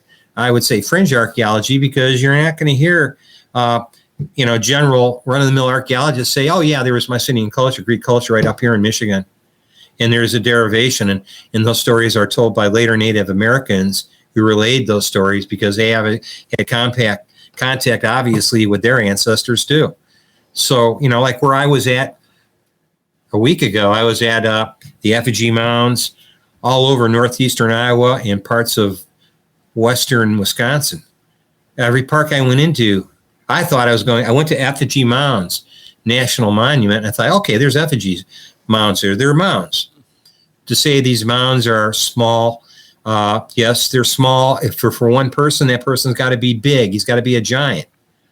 But the mounds are, they'll have these mounds at effigy mounds, and they'll have them laid out. You'll have a mound and a mound next to it, and they'll go on, and you'll have 15 or 14 mounds, and they take the shape of a bear. But the mound itself is just a big round circular hill, perfectly shaped. And you're going, is that a whole family of Native Americans, their ancestors? You can't walk on them. They're going to eventually do archaeology on them. They don't want you digging on them. They don't want getting any artifacts. They're hiding it. And so when I left Effigy Mounds National Monument, I thought, well, I'll just go over to a famous park where I've had a famous forested area where I've had interactions at. But I had my wife with me, so we couldn't go bushwhacking or deep hiking in. So we took a trail when we were there, and they have them there in this forest, not far from the mounds we went to, the Effigy Mounds. And then we went to another state park referred to as Pikes Peak State Park, south of where we stayed. And sure enough, they don't advertise mounds being there or anything. You get into the park, you start walking down one of the more common trails, and they have it marked off. They'll have a sign right next to where you're walking saying, don't walk on the mound. And I look over, and they'll have, like somebody went in there with a lawnmower and cut a path all the way around each mound so you could walk around it. But the mound itself is just covered with grass and in prairie grass, and you're looking at it and you're going, wow, that's pretty big. That would have to be, if it's one person, it'd have to be incredible. Of course, you got to use common sense and say maybe it's a burial for that community or part of that community. That one mound may hold 25 bodies. You don't know. But they won't let anybody find out, if you got caught going in there with GPR or some kind of, ground penetrating radar or something like that to find out what's under there. They probably whisk you away, probably arrest you. But they tell you can't, they don't mind you filming the mounds, but you can't approach them. And I've been known I went into one area where they had a fence around, a chain link fence. It was like a 6-foot fence all the way around this mound. This is in another part of, I believe it was in northern Illinois or Iowa, but I went in there and my wife goes, "What are you doing?" And I go, "I just want to get closer." So I crawled up over the fence and I walked in, and they had an area mapped out with, they had basically string, and they had it basically laid out in a grid pattern where they had started digging already. And I didn't expect to walk. That was like on the other side of the mountain, hidden from your path. You couldn't see it. I'm like, why are they fencing this off? Well, they were in the midst of archaeology. So I was lucky I didn't get arrested. Oh. But see, these are all universities that they're hiring to come in. And the universities, based on whatever the NDA is with the state or the federal government is, they don't disclose any of that. When it finally gets to the point where it's in a museum where you can see it, those are the artifacts that have been filtered out to allow the public to see. Yep. All the other stuff, if you saw, like, you're not going to see, the cranial skull of a giant that's twice the size of your head. They don't, you don't see any of that. And the people don't know the Smithsonian is a government-owned and run institution. It's not just some museum. Yep. Do you want to see something super duper weird? So I was driving home from family's house a little bit farther north in Michigan, and on the way back down, I'd never heard of this park as many times as I'd lived in Michigan, but it's called Senilac Petroglyph State Park, right? So I start looking at these pictures of these petroglyphs that exist in that park, and this is the very first thing that I saw. I want to bring it up in a picture because I want to get your eyes on this one too. See this handprint right here? 1, 2, 3, 4, 5, 6. 6 fingers right there. Yes. And this is literally like, you can go there, you can see it. Like, I want to actually go there and see it myself, but I started looking at all these pictures and I started trying to dissect them, and I found at least 3 or 4 spots on this spot in Michigan that has 6-fingered handprints. Like, again, what is the motif of that? That's the typical giant things. Like, I'm surprised that this park isn't covered up, unless it's one of those things that most people don't connect the 6 fingerprints. But I don't know. Look at that. I mean, unless I'm looking at it wrong, I count a thumb, and then 1, 2, 3, 4, 5, 6 fingers. Yeah. You have a thumb and 5 fingers. So yeah, you have 6 fingers. Yeah, and I see that in petroglyphs. When I lived in New Mexico, I visited some of the places where they had petroglyphs. Basically, in some of the displays at various museums, the pictures of the petroglyphs. But I've actually seen some of these petroglyphs when I was in New Mexico, and they do have them in Arizona, where one of them is called, I believe, newspaper rock, and the older glyphs on newspaper rock show 6-finger handprints and some very unusual alien-looking beings or whatever, Native Americans wearing strange outfits, because I don't know what to make of it, other than I have to go back to the information regarding what I know, what Billy Meyer has discussed and talked about it. And he talked about, in the days of old, there were giants and there were different types of giants. And they go on to explain that they were all not the same. And so that tells me right there, some apparently had 5 fingers and some had 6 fingers. Some were incredibly tall. He talks about 28 to 33 foot tall giants. He refers to them as more like titans. And then there was the men of renown, which were probably on the order of Goliath-sized giants like Hercules, Perseus, all these people that were 9 to 10 feet tall. Another one that a lot of people don't want to recognize, people that read the Bible, if you read one of the oldest versions of the Bible that exists, that hasn't been translated 500 times, they talk about the correct name of Noah, and it's not Noah. It's Noah something. It's a very long, it's like 32 letters in this name, and said that he was over 3 meters tall. Well, you're approaching 10 feet now. And they said that he lived to be, what was it? It was like a couple hundred years old, if I'm not mistaken. Yeah, Noah. Yeah, he was actually he was a giant, and he was a progenitor. His 950, according to the Bible. Yeah. Noah was 950 years old. Yeah, I mean, that's not far-fetched. If you knew our true lifespan was anywhere from 400 to 1,000 years, and that we're living with, it probably will sound like conspiracy to some people, but I've done a deep dive in this, and I believe we are genetically manipulated people. All the races on this planet, all 5 races on this planet have been genetically manipulated to keep us under 100 years old. And there's a reason for that. You look at the news cycle. We forget stuff that's 1 to 2 weeks old. We forget it happened. Sometimes we forget. Well, think about a generation. The average generation lives, even give them, I guess I could say to be beneficial about it, I could say some people live into their 90s and hundreds. They're outliers, but on average, people live to their 60s and 70s more often than not. And then there's a minority of people that make it into their 80s and 90s. Well, if you look at that and you're going, the reason for that is if our progenitors, the people that created the manipulated gene, wanted to use us, enslave us, and use us as their warriors, the people that the enslaved became their warriors, their protectors, and basically only could live up to 100 years. You could never form a movement. You can never form any kind of situation where you could free yourself from your bondage, because you have a short lifespan, and what happens is you end up being, I guess the word is amnesia. You have this like amnesia. I call it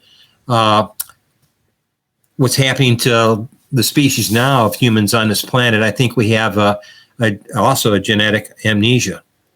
I mean, you basically are tricked into working until you get to a point where you've kind of degraded. And then once you get to that point where you've degraded, they're like, all right, have fun. And you get about, 10, 15 years. And at that point, it's like your brain is so fried from all the time that you spent working that it continues on the cycle that you're really never able to climb into anywhere new, discover really any of these new things, because you spend so much of your time just focused on your work. And then when you get to a point where you can focus on your own work and research, then you're just getting too tired at that point to be able to do it. And you don't have that same energy you did that you spent all that energy on somebody else's dream at that point. So like I said, it's a vicious cycle that's intended that they work you when they can, and then you have a short period where you're not being worked, and that's the whole intention is, you just want to kick off the extra. And it's sort of funny, the reason why they do that is because when you reach that age where you're supposed to retire, you're really, if you're in any kind of trade where it involves any kind of physicality, you're useless. So they basically, you're being put out to pasture.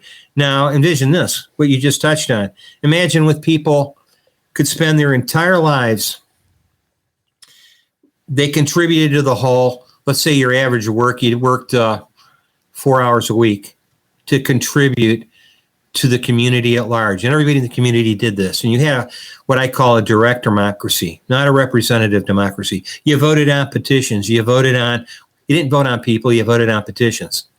And this was all working out. And you were actually, from the day you were born until the day you died, you spent the majority of your time, except for the 4 hours you worked a week, you spent the majority of time on art, music, all these other things that inspire you to make you a better person. What you're technically doing there, or what you effectively are doing, is you're evolving your consciousness.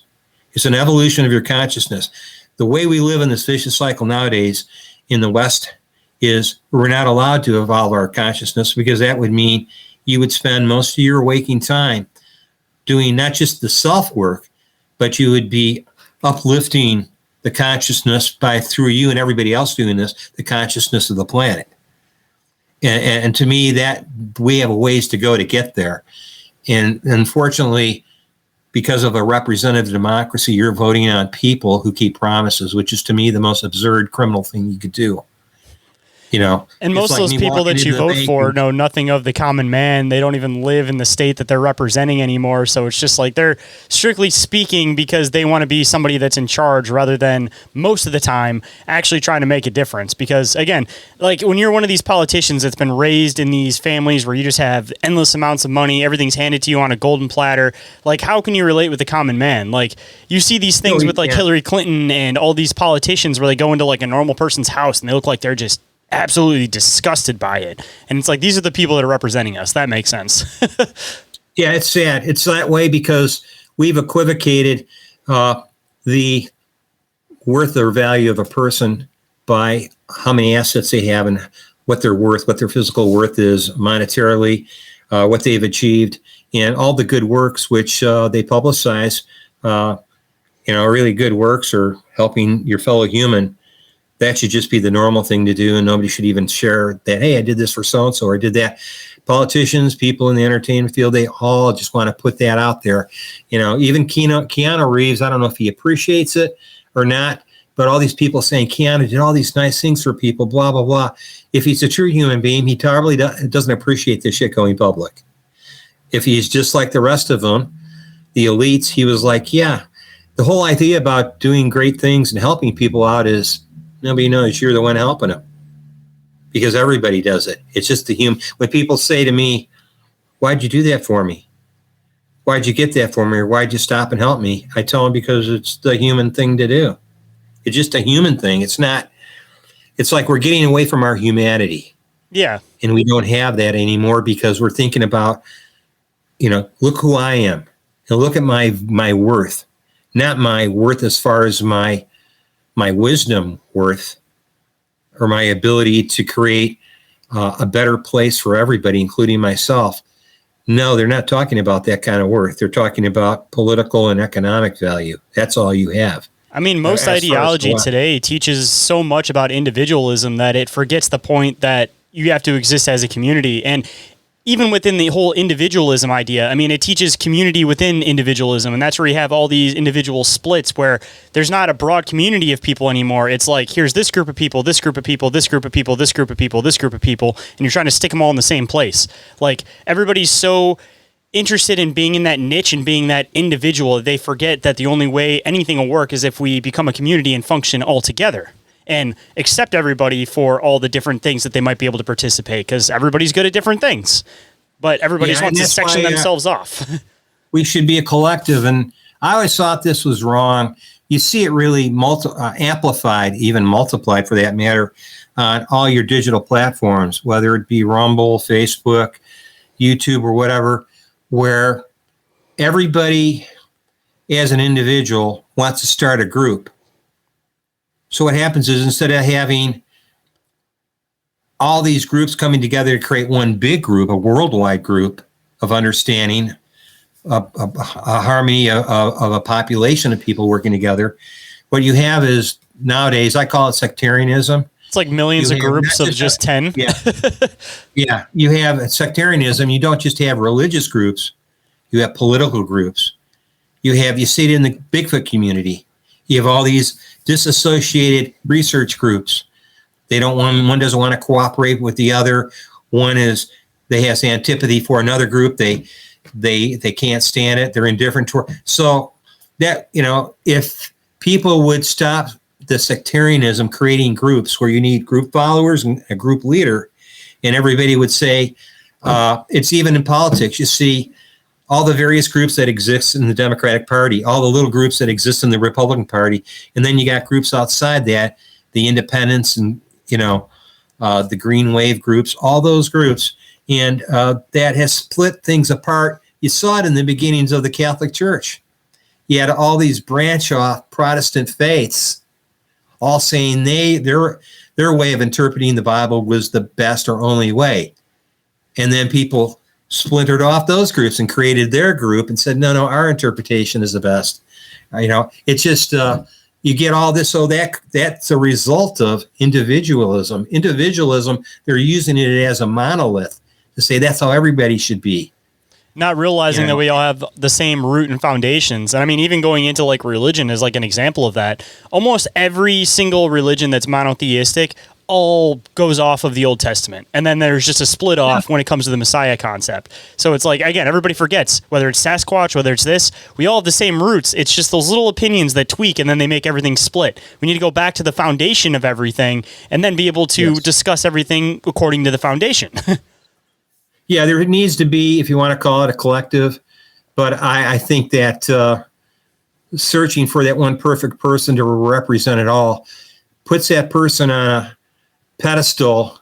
And because human beings love, because of our psyche and the way we've been raised and the way we've, for generations, have been brought up in this world, we feel it's all right to receive this adoration and sort of look at ourselves in the mirror as being somewhat like a god. All these people are adoring us, or they're worshiping us because whatever, we hold a high political office, or we're in charge of a group that may have some kind of part of that group may have something to do with doing good things, beneficial things. But you got to do it there. It's just not. They're putting too much into these groups, and then the groups who are very similar to each other all disagree with each other, as you pointed out. And so what happens is they're saying that oh yeah, diversity is good. Well, diversity comes from the word division. So you really want that division, so I think this whole thing about groupthink, and we got to look to the group leader to determine what our groupthink is going to be. To me, that was around before the digital generation, and now the digital generation is here, and it's like amplified and magnified incredibly, and everybody's want to join all these various groups, and I was like, there's always somebody speaking everybody's exact language on the internet now. That's part of the problem too. That no matter they're policing whatever your idea is, whatever your ideology is, there's somebody that's speaking exactly your ideology. Even if it's a small group, there's somebody out there and you will find it. Yeah, they're speaking your ideology, but and that's very true. But having the ability to, like, say, the virtue, even though I'm not a Christian and I'm not Catholic anymore, I can recognize the virtues. Treat your brother as you would treat yourself. All the virtues in the Bible, even without religion, you live those virtues, you're still being a good man. By any stretch of the word, I think some people need religion, and I think it's a benefit to have religion because it helps you understand that the nuclear family, your children, your wife or wives, that you can still exercise those virtues within your family and in your community, whether you have a religion guiding you for it or you have enough wisdom in your life to apply it in your life around, as far as your actions and what you do. You don't need, I understand people need that guidance. They got to go in church on Sunday. You have to understand what Jesus is saying to apply it in their life. I know a lot of people that do exactly that, and they're not religious at all. They hold children in high regard because they know they're going to be succeeding them in the world we leave behind, that our children hopefully will be able to be encouraged to keep things going and for the betterment of humankind and the beneficial of humankind. But also, I think that as part of a family, a parent, you have to look at, treating everybody with kindness is across the board, not just religion. It's just the human thing to do. Everybody should do that. You shouldn't need a religion to say, okay, here's the 10 commandments. Don't covet thy neighbor's. That's common sense. A lot of those commandments are common sense. Unless you're disposed of or you degenerate into feral humans, then you got a problem. And we're seeing this in society now where people they're basically devolving into like feral humans. And they're like, it's an eye for an eye. You know, it's like the Old Testament, which was to me like the Old West almost. I mean, it was, you know, they say, well, there were two different gods. One God was more, you know, he was more vengeful. Now the New Testament God, that was one of the reasons why I started looking for other religions, and I found out there were no other religions that close. There were some religions, even the ones that were polytheistic, that held those very same values and virtues as did the Abrahamic religions, but they were looked down upon because all those gods they worship, they're all tin gods. Well, what did they look at us? They'd probably say the same thing about us. We're monotheistic. That's a tin god too to them. So instead of saying my God is better than your gods or your gods are better than my God, I think everybody's missing the point. I think it's about, you know, understanding through common sense and logic what is obvious on the moral compass. Oh, yeah. Like love, cherishing your children. Being grateful. Being grateful. Being happy and satisfied that you did something and actually giving yourself a pat on the back occasionally and saying, man, I was going to try and do this. I don't think I'm going to be able to succeed, but I'm going to push away, push hard and try to do it. And you succeed. People should congratulate themselves, and through that you get satisfaction. If you're waiting for your coworker, your friend, your boss, your wife, or whoever to give you that attaboy, you're not living. To me, that's not the right way to really go about living. I think it's just you have to appreciate yourself. If you become self-hateful, that basically mirrors itself to people around you, even people that are close to you. They see that if you say stuff like, I don't think I'm going to succeed, or I have doubts about my ability to do this, people pick up on that stuff right away. And they know that, you know, I always say, be hard on yourself, but don't be brutal to yourself. Yeah. And I always just say, be kind to yourself also. That's one of my words of wisdom I would have used at the end of your show. Hold on tight, guys. We'll be right back after this brief commercial break.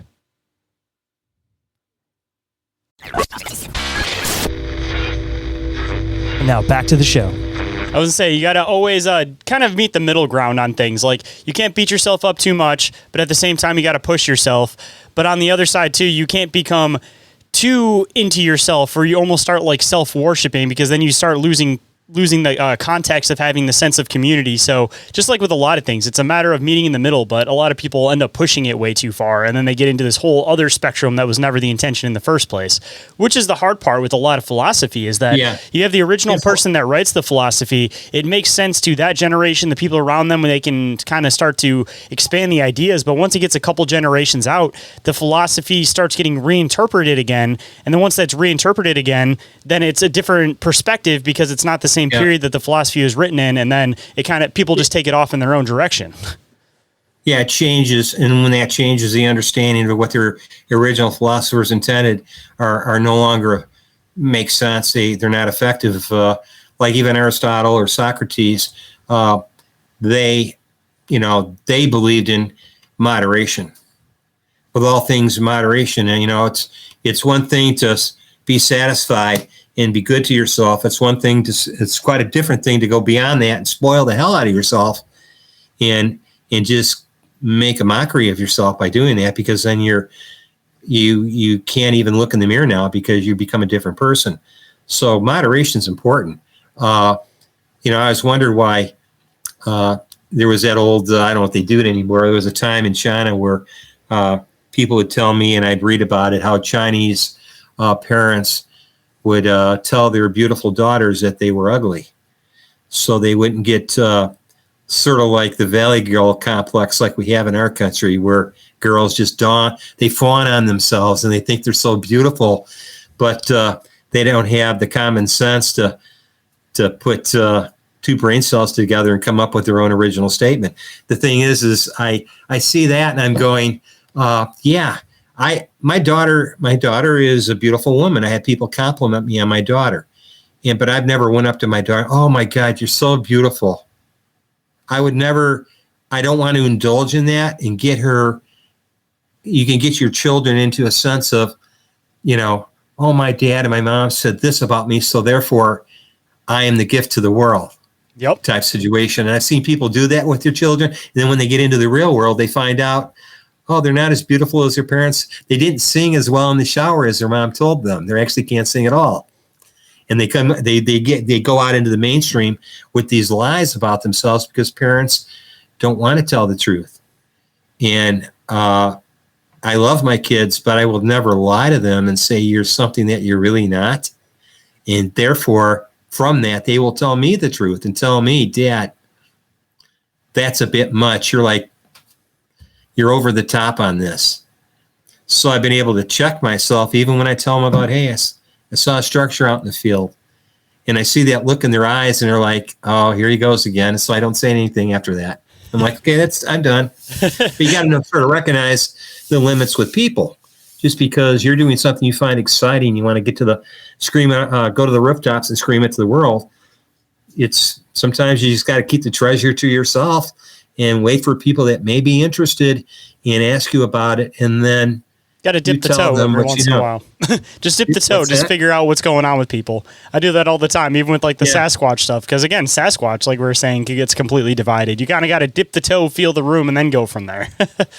Yeah, and if people come up, and I dodged it for a year. I used to have, after I retired, I'd have one of my in-laws. He retired probably around the time I did, and every time we'd get to a family function, my son-in-law's, well, it would be a stepfather, but my in-law would come up to me and, Don, I'm retired. I don't know what to do with my time. What do you do with your time off? Well, I'm not going to crack that egg and tell them everything or even a little of it. I just tell them I just enjoy photography. I do a lot of nature photography. I'm sort of like I write articles, but I says I'm always working on something. So I said I stay busy. I said I treat it as though I follow my interests. That's probably a good way of putting it, because that kind of universally goes for anybody. Whatever your interest is that pops up, just follow that interest at the time. Yeah. And that's why I told him, I said, I like photography and I like nature. And so I says, I spend times walking around, taking video and pictures. And it was good enough for him. And then I ran into my wife's cousin the other day. And he's a big hunter. He says his favorite expression is I go out and kill things. So I said, well, that's cool. And then he asked me, so what do you do? And I figured, well, he's an outdoorsman, he's a hunter. He's probably already familiar with Bigfoot. And I even asked him, I said, you ever watch any of the Bigfoot stuff on TV or on YouTube? Oh, yeah, I love that stuff. So then I told him what I was doing. And he was cool with it. He goes, you know what? I'm going to get in contact with you. He says, you're going into the same areas I hunt in. And you're getting evidence. You're getting casts. You're getting vocalizations. He says, I thought something was going on. I could not put my finger on it. So apparently he has experiences. And he's, he's the big, they call him the big hunter. He's the big guy, the big hunter in our family. And he's, and there's people in the family that don't like he's a big hunter because that's not interesting to them. So he won't walk over them and say, yeah, I was out duck hunting and set up a blind because he knows it. So it's the same with Bigfoot. You just use logic and common sense. And the people eventually filter through that are really interested, and those are the people I engage. And more often than not, they already know me. So it's not like a big stretch. No, that's the blessing and the curse of the internet at the same time, is that you can find your tribe really easy. And I mean, sometimes though, it puts you into this paradigm where it's like you get so used to talking about Sasquatch that sometimes you'll go out and talk about it normal for a minute and be like, oh, wait, I'm not in my group at the moment. You have to reel it back in a little bit. Yeah, you have to. It's like with anything else. I look at it, to me, it's, even though it's exciting and adventurous, I talk to guys in my family who are guys. One guy, he loves Corvettes, and he's in the Corvette Club, and he's had, I'm sure, a few Corvettes he's owned in his life. The older models, and he's big into that. He wants to talk about that, but he's the same way. Once he tell everybody's acts like, oh, it's just another, a gearhead story about somebody working on their Corvette. Most people, unless they're really into that, their eyes glaze over and then they change the subject. And so he was telling me that one day about his Corvette club, and I was like half asleep. And finally, I just I had to say something. And I go, dude, and I pulled out my phone. I said, look at these pictures. And I showed him some of my structures pictures. And he goes, where'd you find them? I go, in some of the parks around here. He said, what are those? I said, that's Bigfoot structures. And then after that, he stopped talking about cars and it was over. And it was just, I used that sort of as a conversation killer for me. And then later on, I looked back at that and I was like, maybe I shouldn't have done that. But at the same time, he knows, you take the thing that most turns you on in your life, that is your favorite sport, your favorite, your sort of your sideline that you like doing when you're not working. And some people like fishing and other people hate fishing. I've worked with guys, what do you do on your weekends? I go fishing. I hate fishing.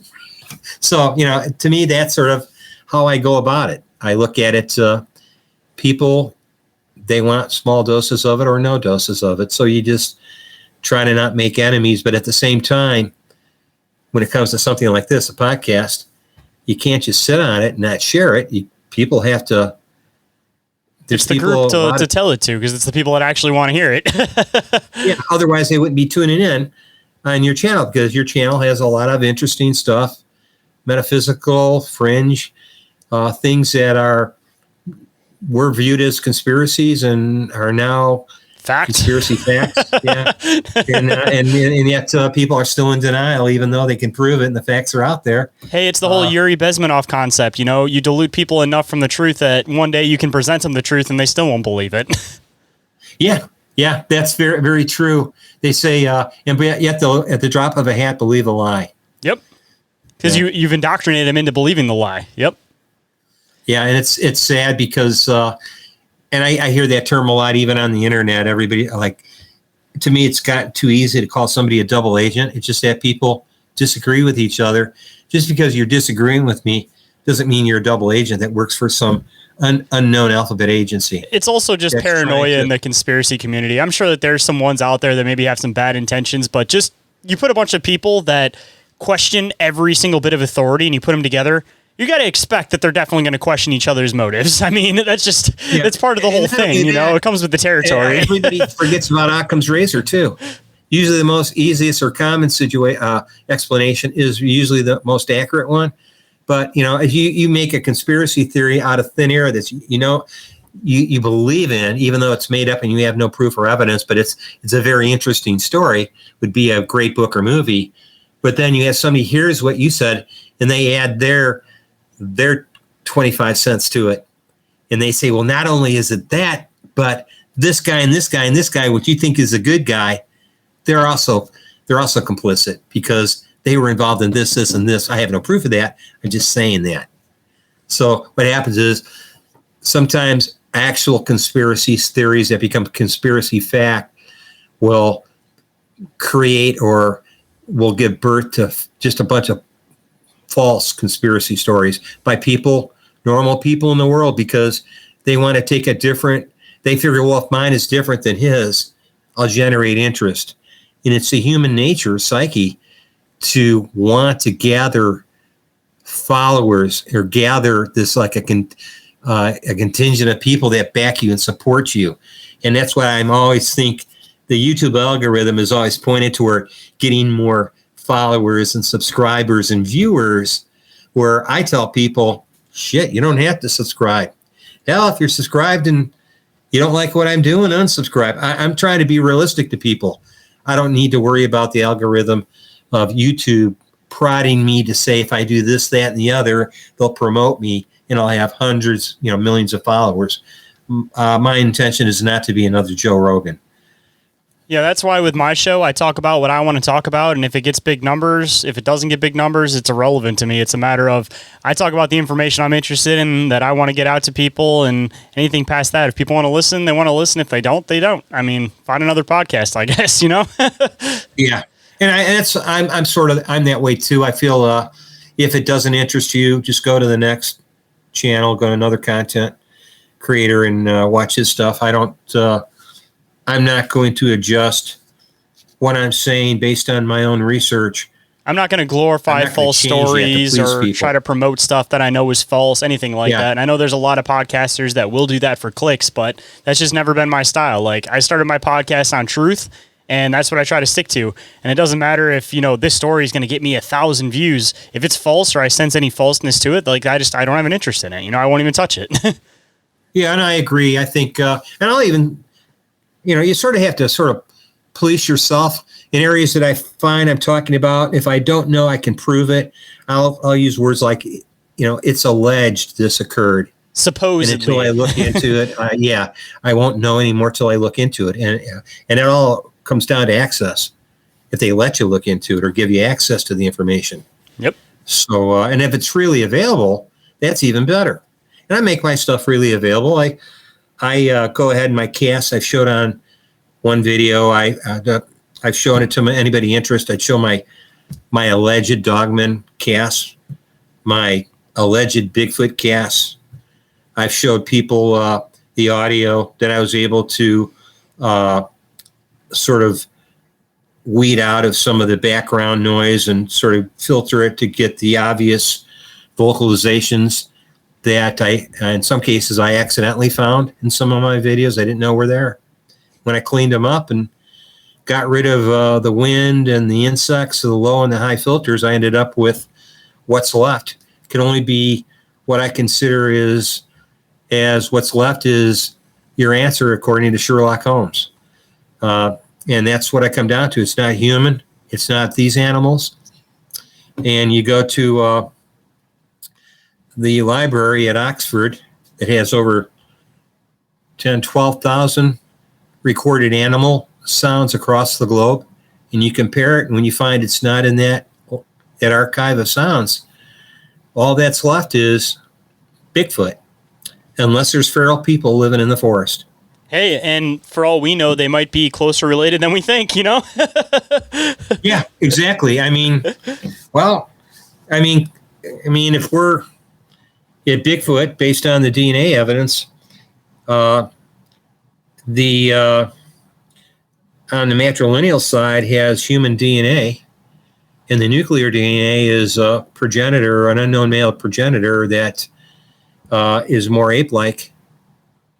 Well, who's to say that we don't have people walking around on the planet in society right now, possibly even in the city you live near, that are part Sasquatch? Mm-hmm. Even if it's maybe like an eighth or like 10%, maybe some of these people that are a bit taller and a little bit hairier, but, just we don't think it as much of anything special. They could literally have like 1/8, 1/16 Sasquatch DNA. Maybe that's what starts to come out as a dominant trait. Have you not seen people when you've been in the mall or in public where you've seen people, men, more and women too, but you'll see men that have sort of a Neanderthal look to their face? Oh, 100%. They're usually hairier looking guys too. And they'll have hair coming out of their sleeves and out of their shirt collars. And I always wondered about that. How do you know Bigfoot went ahead and took a woman hostage? She had the baby. The Bigfoot was already hybrid and has part human DNA in it, but maybe this particular Bigfoot had a little more human DNA in it, and it had its way with this woman. She gave birth to a human that was more human-looking, Homo sapien, than Sasquatch, and grew up to be part of society, and nobody even questioned it. Have you heard that story about it came from Russia? It was like a woman who was like an Alamasty, Zana. Yeah. Zana Baptisia, that's it. And there was actually some males from the village that had, held her down and had their way with her. And they had their way with her. They produced children, and the first couple of them that she produced, she did the thing where she tried to bring them over to the water and like put them in the water to clean them off, and she froze and killed like the first two of them that happened with. But the ones after that, when they got it away from her, then they were able to maintain it and keep it alive. So, I mean, if theoretically Xana from Aptasia was an Alamassi, she did carry that Sasquatch DNA. I mean, there might be some proof right there that these two species are able to commingle and reproduce together. Well, have you seen the actual pictures of Xana? Yeah, yep. Yeah, she's very ape-like in appearance, but even her sons too. They're very hairy, but they look like taller, bigger people. Yeah, Quid was one of her sons, and he was like, what did they say, 7'2" or whatever? Yeah, but he was super strong. He walked over to this huge table. It was like it was in a big this big house, and they were having some kind of gathering. So it was this huge a table that would seat 20 people, made out of wood or oak or whatever. And he walked over and he grabbed the leg of one of the four legs of the table. It was a huge table, and he just lifted the whole table up. He had these feats of strength. They thought he was like Hercules, and he had common sense. He did well in school. His learning capacity was not affected. Yep, there he is. Just to bring him up, yeah. And if I'm not mistaken, that's Xana, right? No, that's I think his sister or his daughter. Because you always get these pictures, and these ones are clearly false. Yeah, there's Xana. She's the one with the nose looks weird, sort of weird. But that's Xana. And Melba Ketchum told me that she went over, I thought she went to Russia, and they couldn't find the bones of Xana, but they found the bones of Quid. And they were able to, whether or not they sequenced his DNA, I wonder. But his skeleton was abnormal compared, well, you can see him right there in the picture on the right of what appears to be, I think, his sister. And they said he was huge. He had very abnormal, his appearance was not what the men looked like in that community. He was different, but he was very strong, and they said he could withstand cold temperatures better than most humans. And yeah, there's a lot of interesting ones. And the ones that I've seen by, there's this artist who does great artwork based on forensic descriptions. And the majority of her art that I've seen, if not all of it, almost every depiction of Bigfoot she has drawn has a human-like face. And they vary, just like human faces in our own population. Inquiries of Our Reality will be right back after this brief commercial break, so stay tuned. And now back to the show. That's how all the First Nations usually describe them is, when people have the more updated drawings, people tend to do these beards on them, all these different looks, and it's kind of like a Caucasian-y looking face, which maybe that may have happened along the line with the DNA, but all the First Nations people that you talk to, when they refer to Sasquatch, they talk about him basically the same way that native faces are, that they said there's no hair on the face at all. It starts at the head and kind of goes up around. There's no beard. Every First Nation person I've ever talked to specifically verifies that Bigfoot, Sasquatch, there's no beard. They're straight, bare, naked face. Yeah, most of them are like that. There are some exceptions. Some have, I think it's not they have manicured goatees. The hair just emerges in spots where their chin is. And other spots, they don't have sideburns. It's just, the interesting thing is in these depictions, there's a whole range of, when people think, well, Bigfoot is a hybrid creature, it's hybridized with our ancestors, or I should say Homo sapiens, usually women, are being taken, and they're not just Native Americans or Native Indigenous from Central or South America. They're also, some have Asian appearances, some look like black people. They have facial appearances like Africans, Asians, Caucasians, Native American. The one my friend saw in Wisconsin, across the creek from him, he was pretty big. He stood there and looked at him. I asked him, I said, what did he look like? He said his face looked Native American. He looked indigenous. I've seen others, people describe the ones they saw as looked Caucasoid, looked like a white man's face. The one Randy told me about that he saw, they were out in their pickups with their chainsaws, cutting down wood and collecting wood to take home and cut up and split. And he says there were 2 or 3 young guys with him with the chainsaws. I think Randy was with him. He says they look up and there's a Bigfoot walking through the side of the mountain they were on, came out of the trees and was like walking parallel to them where they were on the road. He says, and it got closer, and he said he looked up at it, and he said he says it was a very handsome face, very handsome, manly looking face. And I asked, in his interview, he was asked, and I had talked to him about it too, but in the interview, he was asked about it, and he described it as, they said, well, could you describe it like, you said it looked like a man's face, like a Caucasian man's? And he goes, yes, not Indian. He goes, well, who did you think of when you looked at it? Who did it resemble?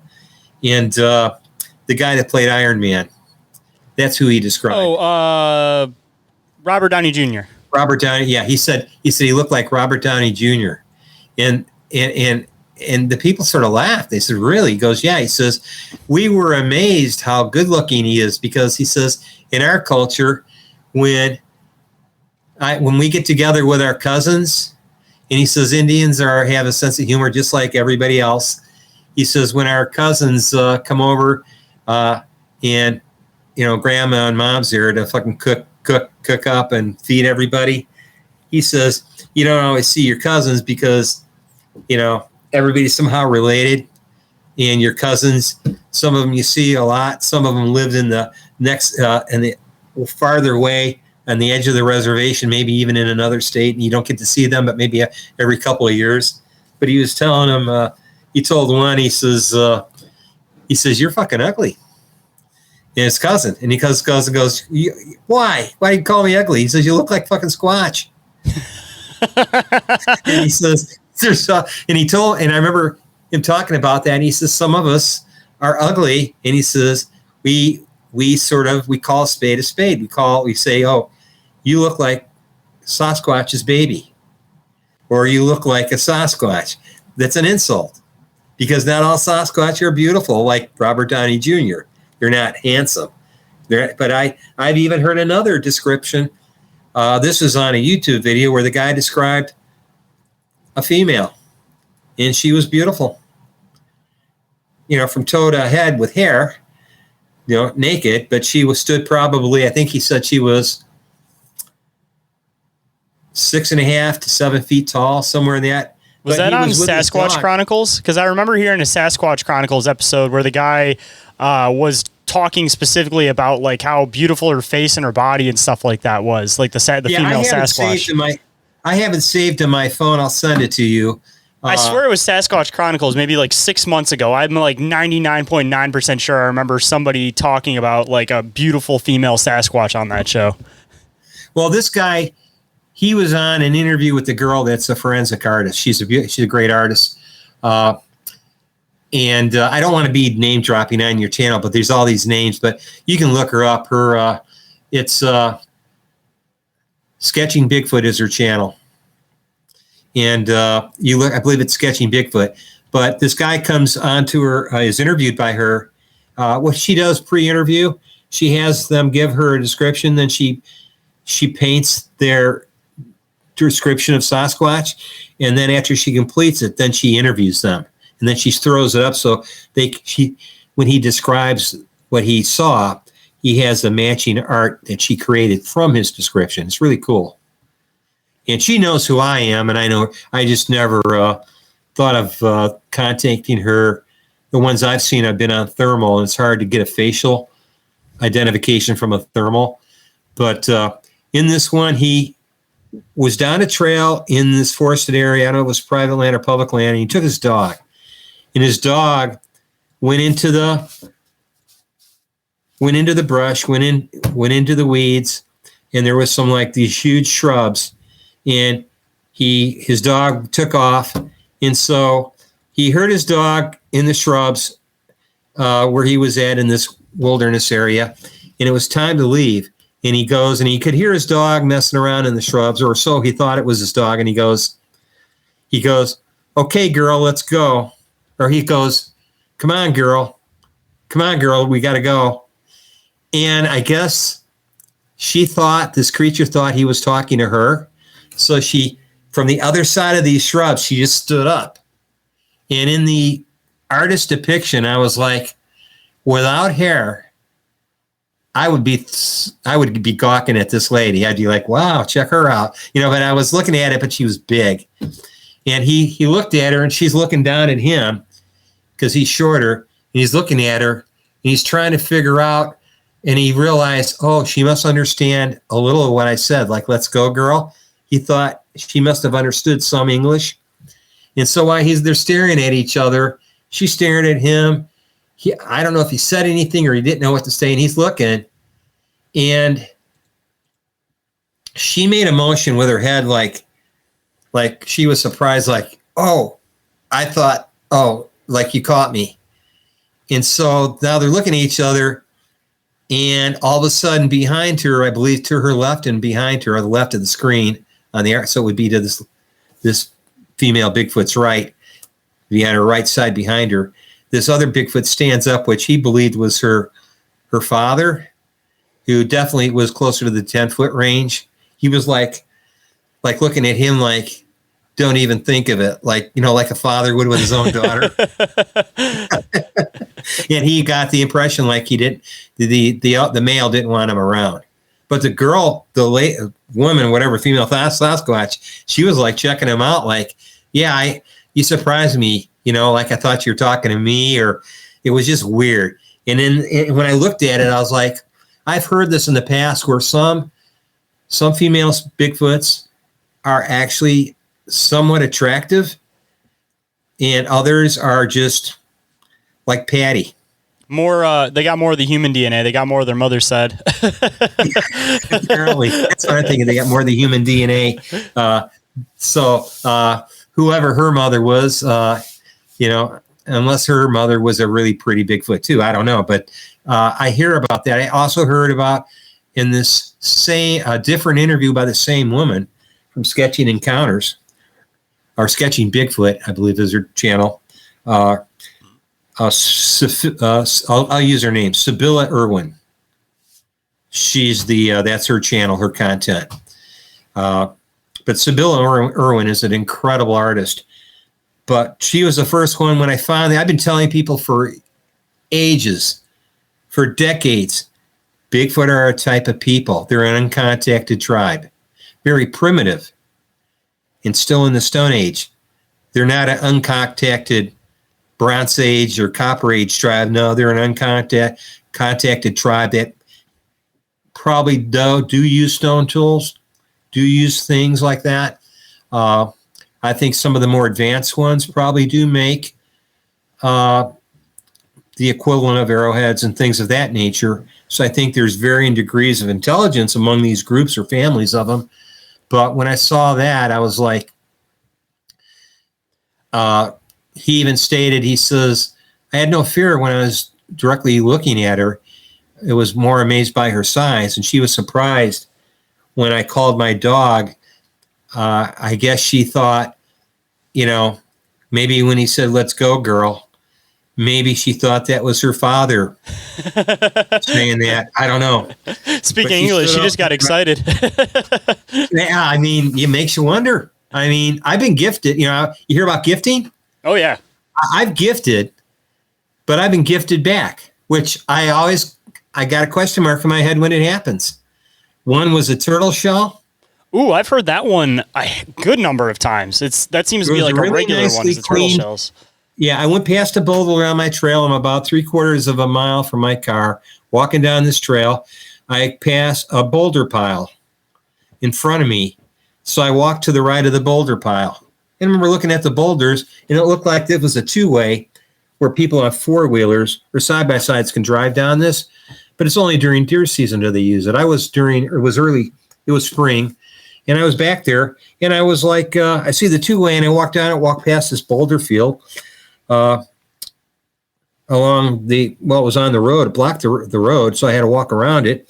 And I came back probably less than an hour later, and one of the prominent boulders, the ones that were, there were like 4 or 5, I don't call them a field, but it was just a group of boulders. There was like a dozen of them, and 1 or 2 of those were really big. And on the biggest one, as I walked back, I looked down, and there's a turtle shell. Totally cleaned, nicely cleaned, like it was kept somewhere. And so I don't know, like somebody had it was all cleaned up, shiny, really nice. I picked it up, and I just put it back down. And I didn't think about it at the time that, wow. I even in my video, I go, yeah, that was not there when I walked past here earlier, an hour ago. Now on my return, it's there. So I left, came back another day, and I walked down the trail approaching, I'm about not even a quarter mile from where the turtle shell was placed on the boulder. And I'm walking in, and I remember the specific spot on this trail. There was, you could almost hear or see the river beneath there. And I walk in, go past the boulder pile and keep walking, did some filming, came back. As I got to that spot I mentioned earlier, about a quarter mile before you get to that boulder field, there's a deer leg, like it was torn off, like just torn off a deer. It looks like a foreleg, not a rear leg, and it was laid right in the middle of the trail where I'd almost have to trip over it. Now, I had to see it, and it was not there earlier. And I'm thinking, oh, something placed this on the trail for me to, and I think these gifts are not, people say, oh, yeah, that's part of a deer. It tore the leg off, and it just wants to tell you that's what's going to happen to you if you try to come after me. And I always thought that was a stupid way of looking at it. I always looked at it, they eat deer. They eat turtles. They probably seen us eat, and they probably don't know what the hell we're eating. They probably think we're interested in the same food they are. So out of common sense, I believe they gifted me a deer leg and a turtle shell, and I left them both behind. I'm like, I'm not eating the deer leg. Turtle shell I should have taken. But it was just, to me, that's a personal experience. It's no evidence. But for lack of anything, the only thing I could think of that did that was maybe a raven or a crow put that turtle shell there. But the deer leg, finally, when I saw the deer leg, I go, wait a second, what's going on here? That's like when you see the deers up in the tree. It's like there's certain things that there's just no other explanation for, especially depending on the woods you're in. It's like what's doing that type of stuff. Like there's no other explanation besides some type of, unidentified, quote, apex predator. Yeah, I mean, and how can you explain the structures? You see the X structures, you see the teepees, you see the wood stacks, and you're going, God, Boy Scouts went all the way in here to build what looks like a failed survival shelter that couldn't even keep the snow or the rain out. And there's no, people, when we do stuff, even boys, I was Boy Scouts, you sort of do things with symmetry to them. You try to make it look good. No, this is like, it's not symmetrical in the respect of how we think about art, but the teepees I saw are perfectly round, and all the sticks or ridge poles aren't the same length. It's not like an Indian teepee of 12 or 18, lodge poles. No, these are all different length, and many times a lot of the sticks used in these teepees are debarked. They're broken on either end. They're approximately the same length, and they're all leaned up with a central feature. The central feature is always a living tree or this 30, 40 foot long, debarked, dead tree or giant branch that's placed in the center, leaning on another tree, and then they use that as the centerpiece, and then they build the teepee around it. That's the one I saw when I was in northeast Iowa last week. And I have the video of that. And I showed Becky from the path 80 feet away we were walking on. It just looks like an anomaly. And you're going, what is that dark thing over there? It looks like part of an upside down tree. Well, when I walked down to it, I'm like, holy cow, it's a teepee. And then right behind the teepee was an arch pinned down. It had a fairly old arch, but it was there for some time. So I showed her the video, and I did the close-up video, and I go, that's what's down here. And she goes, oh my God, it's a teepee. And I've encountered them around here where I live, but it's not like you encounter in the Rockies or out west in Utah or up in the San Juan Valley. There's huge 25, 27 foot tall teepees, huge hundreds of branches laid into it. And I still have not found a legitimate explanation for why they do teepees or the X's. Everything you hear on the internet is all supposition and speculation. The X's are letting you know it's their territory. The X's are letting you know don't go beyond this point.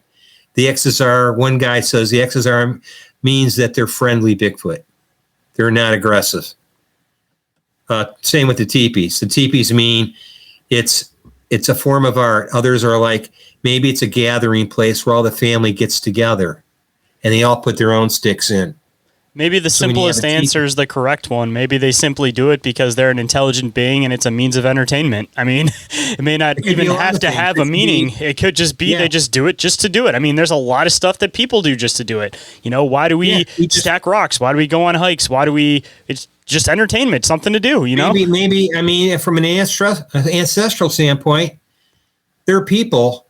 You know, their parents and grandparents and their great-grandparents, the families have been coming to this area for a long time. So, I thought, well, maybe when the teepee starts out, there's only, maybe when their great-grandparents did it, there was only six. I've seen teepees with just 6 or 7 sticks in them. I've seen teepees, 4 sticks going up, pyramidal shaped, just 4 with a tree in the middle.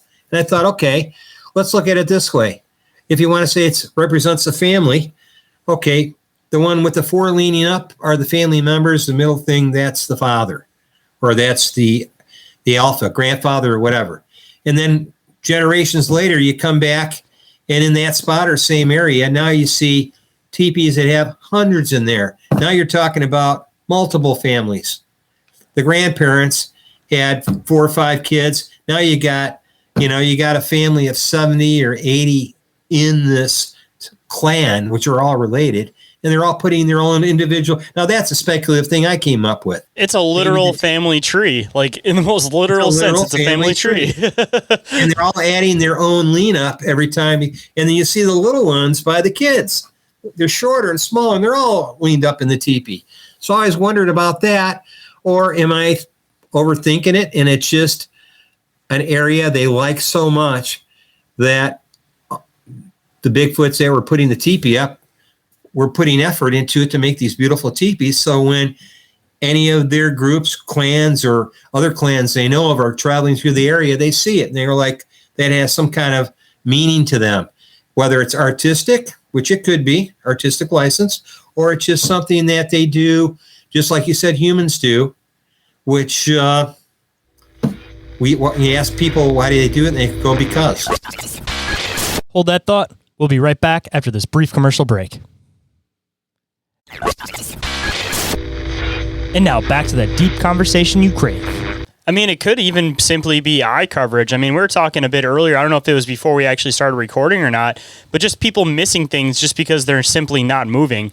I mean, how many times have people probably walked past one of these things in the woods just because they're standing perfectly still and people's eyes catch eye movement?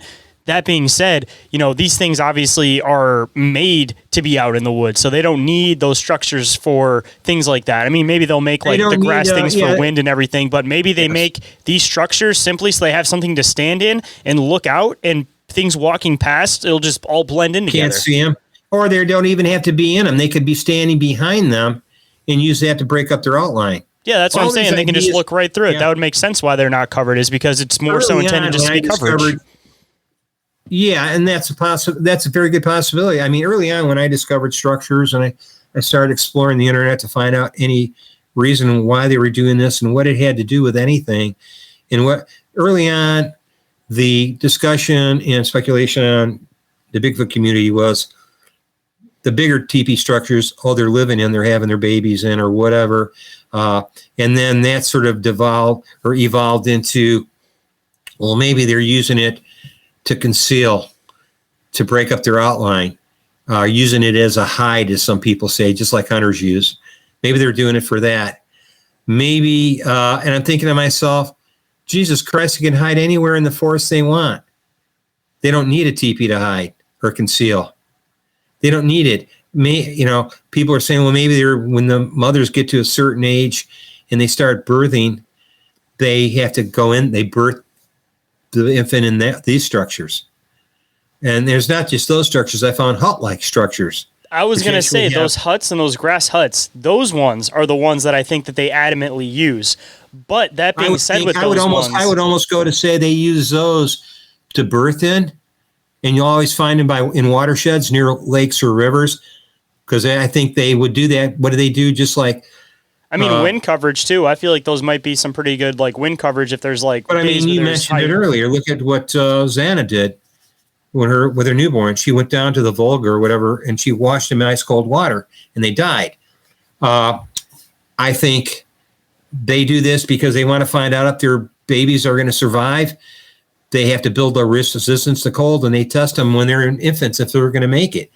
They have too much Homo sapien DNA, maybe they die. But the interesting thing is, I thought, well, maybe they're doing these. Some of the major teepees I've heard about and even seen are close to the rivers. And so I picture if they're using the teepees to give birth on and then taking their infants down to the river and washing them in, that would make sense. But so far, I don't think they use teepees like we think they do. I think they use nests. I'm with you on that point. What they find in the Olympic project, there were 24. They started out initially 12 nests, but they take all these huckleberry branches and they gather them, and they make these thick beds that are anywhere from 5 to 6 feet wide by 8 to 9 feet long. It's like having a giant recliner made out of basically huckleberry branches and vines. And they just stack them in there. I think one of them they said was anywhere from 2 to 4 feet thick. And one of the researchers laid in it because it was outdated. It was starting to deteriorate, but he laid in it. He goes, my God, this is comfortable. It's like a recliner. And they found on the top of this ridge, believe there was initially 12 of them. And if you got to a certain point on the bed where you could see through an opening, you could see the next bed.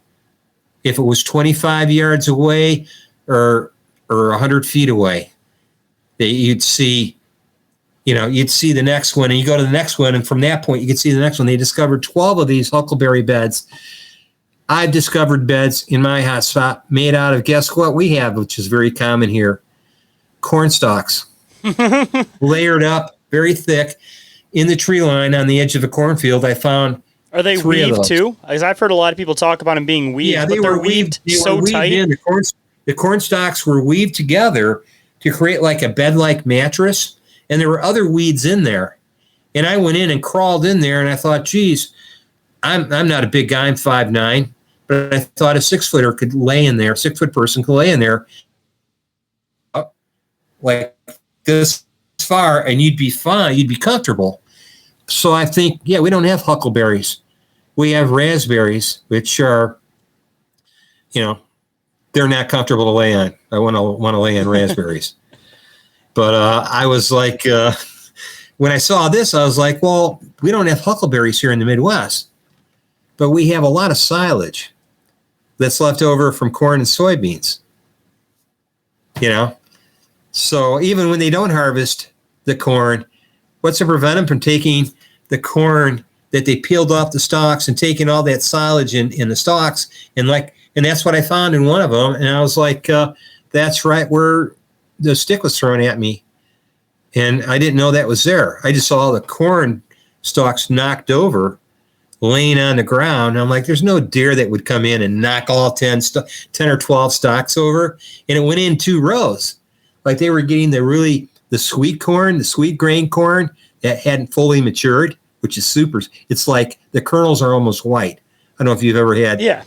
By the way, you'll also have to tell that stick story because you told me that before we started recording, and I'm sure the listeners will want to hear that one. So we'll have to double back, and you'll have to tell that stick story too. Yeah. Okay. The stick story, Yeah, this was, I was walking between a forested area on the edge of a cornfield, essentially a tree line.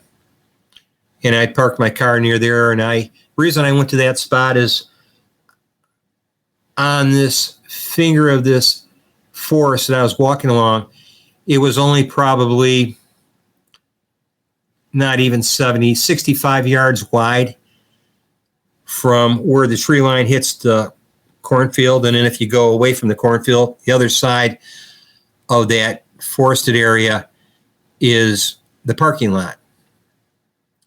Well, I went from that parking lot one day down the trailhead from the parking lot, it runs parallel to the creek, which is whatever, 80, 90 feet away. And I got something thrown in front of me. I saw it just go right through the weeds and hit the foliage on the other side of the trail and break its way through the foliage. And it was a fast pitch, but I just caught it streak by, and I'm going, that's no insect. And no insect crashes into the foliage and keeps going. So I'm thinking, okay, they threw something. And I looked about where this creature would have had to be to throw it. And I thought, okay, I'm going to approach his position from the other side of this finger of this microforce finger that came out to the parking lot. So I came back another day, probably not even a week later, a few days later, and I parked my car closer to where I entered that area by the cornfield where it meets the tree line. So I walk in, and there's a sort of a grassy area next to the tree line of maybe anywhere from 5 to 15 feet of tall grass. And then there's the first row of corn. So I'm walking in, and I see all this corn stalks broken over, and not just broken over, but actually broken off its root. And they're all laying sort of like pickup sticks, like they've been pushed over or knocked over or grabbed and torn over. And every one of them had the corn cobs, the corn taken off of them, and they had no corn on them. But I found some where the corn was laying on the ground, the cob was taken out, and they had stripped away the outer part and left it there, like humans do. And so I found a bunch of the corn shelling, or whatever you want to call it, laying there. And then I found one that had been eaten off of, like we eat corn. It looked like it was, was eating all the way around, all the way down to the base, and it was just laying there. And then I found a second one, which was partially eaten but wasn't finished. But all of them had been dehusked. I see all the husks laying everywhere, corn stalks laying down, and a partial corn cob and one corn cob totally eaten. And I'm thinking, what the hell's going on? As I'm approaching this and trying to figure out what's going on, I get almost all the way past it. I figure I'm going to walk in further and see if I find any more of this going on. I'm thinking, I didn't believe this was deer. I thought maybe they were a bunch of people eating sweet corn. It just didn't make sense to me. So as I'm walking past this area, I hear this like a boomerang sound, like whip past me. And I just saw for a fleeting second just a streak. And I followed it down and looked to the ground, and there's a stick laying on the ground. So it was thrown downhill, is what it reminded me of. Like the toss came from down range, wherever this thing was standing, or if it was a tall person, it threw it from a position where it was looking down at me, is all I can figure, or it was a tall creature. So I picked it up, and like I said, it was 3/4 of an inch in diameter, probably 12 to 14 inches long. And I picked it up, and I was like, wow. Thinking to myself, wow, this thing, if it is a Bigfoot playing games, I'll find out. And I thought, well, the best way to find out is pick it up. And so I I walked up to the edge of the tree line and I threw it overhead in an arch as high as I could throw it. And I didn't really loft it, but it was like an overhand pitch, and I threw it and I heard it land. And when it landed, it landed in an area I just assumed this thing or many creatures were in. But to my surprise, when I hear it land or thump on the leaf litter, something apparently squatting or sitting in the leaf litter then stood up, and I heard it stand up. It couldn't have been more than 40 feet away from me. It stood up, and I could hear it turn, and then it just casually walked away bipedally, just like a big person would. And where it was apparently in the leaf litter at was a grove of walnut trees, and I eventually went in there later on, and it was like giant ball bearings. There were walnuts everywhere. If you can imagine having 1,000 little league balls you got to walk over, that's how this area was. So it was very hard. I had to be careful when I was walking. It was like walking on ball, and I looked up and there was walnut trees everywhere, and I'm thinking, this is later on, I'm thinking, son of a gun, the thing was in here, and it was probably eating walnuts and corn. That's all I can figure.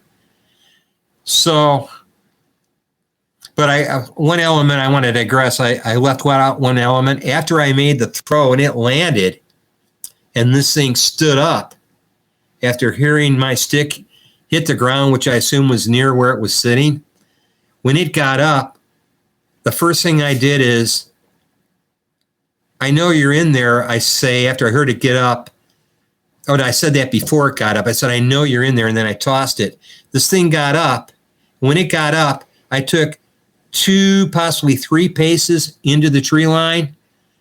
What my intention was to see what I just heard get up. And then at some point, it occurred to me, what are you doing? Don't follow it. It's leaving. It doesn't want to be mucked with. So then I just stopped and I go, wait a second. I'm not following him. Had I been with 2 or 3 other people or another person, I might have done it. So then I just left. And I realized, I spooked one. It threw something at me as if, don't come any closer. I threw it at the same thing. It threw at me back at it to get confirmation, to see what would happen. And something happened, and I got my confirmation, and I was like, okay, it's there. Subsequently, I've been wood knocked at. I've had things thrown at me in that area probably more times than I can count. One day I was in there during the day, and they were just throwing shit left and right. It was early summer. It was like, somebody was in there there were a couple people in there with BB guns, having a BB gun war. That's what they were throwing. They were throwing it so fast. I could hear shit zipping through the weeds. I was picking it up on my parabolic. I heard movement. I heard dog barks. They're big on the dog barking. It sounds, for the uninitiated, you're going to assume it's a dog bark. But when you listen to it closer, it's a whoop. Inquiries of Our Reality will return after this quick commercial break. And we are back, so let's hop right in. One day I went in there. I do this usually every end of October, beginning of November. I take our pumpkins from Halloween, and I take them down to the same hotspot area to feed the deer. Because deer will eat pumpkins, and maybe you already know pumpkin is a good dewormer. Oh yeah, I use that for my dogs. I used to use it for my reptiles and stuff. Yeah, awesome natural dewormer. It's a natural dewormer, and my friend who has elk and deer and stuff, he was telling me, he says, I break up my pumpkins and I feed them to my livestock. So I thought, I'll just so I'd have a bag and I have 3 or 4 pumpkins in it. So I went in there one day. It was early November. I believe it was within the first or second week after Halloween. But I went in there, had the bag of pumpkins. I believe I had 2 medium-sized ones and a small one, a real big one. But I had them in a bag, and I'm carrying them down there. again, I get to the end of this trailhead and it winds off into two separate trails. I take the one on the right, which goes down to the creek bed where I thought the original rock throws were coming from. So I'm walking down this Y and I hear, it was sort of weird how it happened. I'm walking down and I knew they're down there. I just had a sense of it. I always have a sense when I'm there, they're there. And out loud, I go, I'm just setting, and I had done this before and never got a response. I'd taken pumpkins to this spot before, and the pumpkins remained untouched. I'd come back and they'd all be rotted. The deers wouldn't even touch them. This time, though, this was just a couple years ago, I go down there, have the pumpkins. I'm walking down. I take just as I'm getting ready to take a right turn to go down this Y in the trail, I hear, phew, rock goes past me. I hear it crashing through the foliage, goes across the trail. I'm looking the long way. I don't see where it came from, but I know I was just being warned. I knew it was a rock throw. So I go, it's just me. I'm just here I'm bringing pumpkins for the deer, or you guys, if you want it. Nothing. So I walked down this Y of the trail a little further to this tree. I was going to put the pumpkins right behind, which is where I had put them, the last load of pumpkins. But probably 5 feet further out. It was 5 feet away, 6 feet away from where I usually deploy. But I put them directly behind this tree. And as I'm taking them out of the bag and I'm putting them on the ground, and I'm thinking to myself, I want to get this done relatively casually fast, but not act like I'm rushed. I didn't want to give them the impression that I'm panicking. So I'm putting the pumpkins down. As I'm putting them down, I'm thinking, okay, I'm just going to take the bag, shove it in my pocket, turn around and leave, right? As I'm in the process of putting the pumpkins down, to my left, there's this brushy area of willows and other bush-like trees that are ground cover up to 6 feet off the ground, but they're thickly brushed on the left here. Right on the other side of that, from where I was standing, on the other side of the brush or bushes and shrubs I couldn't see behind, I get a wood knock, which I estimated, again, 30. They're always like 30 to 40 feet away, but it was a double, not a single. It was like knock, knock, real hard. And I'm thinking, what? There is no big tree. There was a big tree near there, but it was a distance away.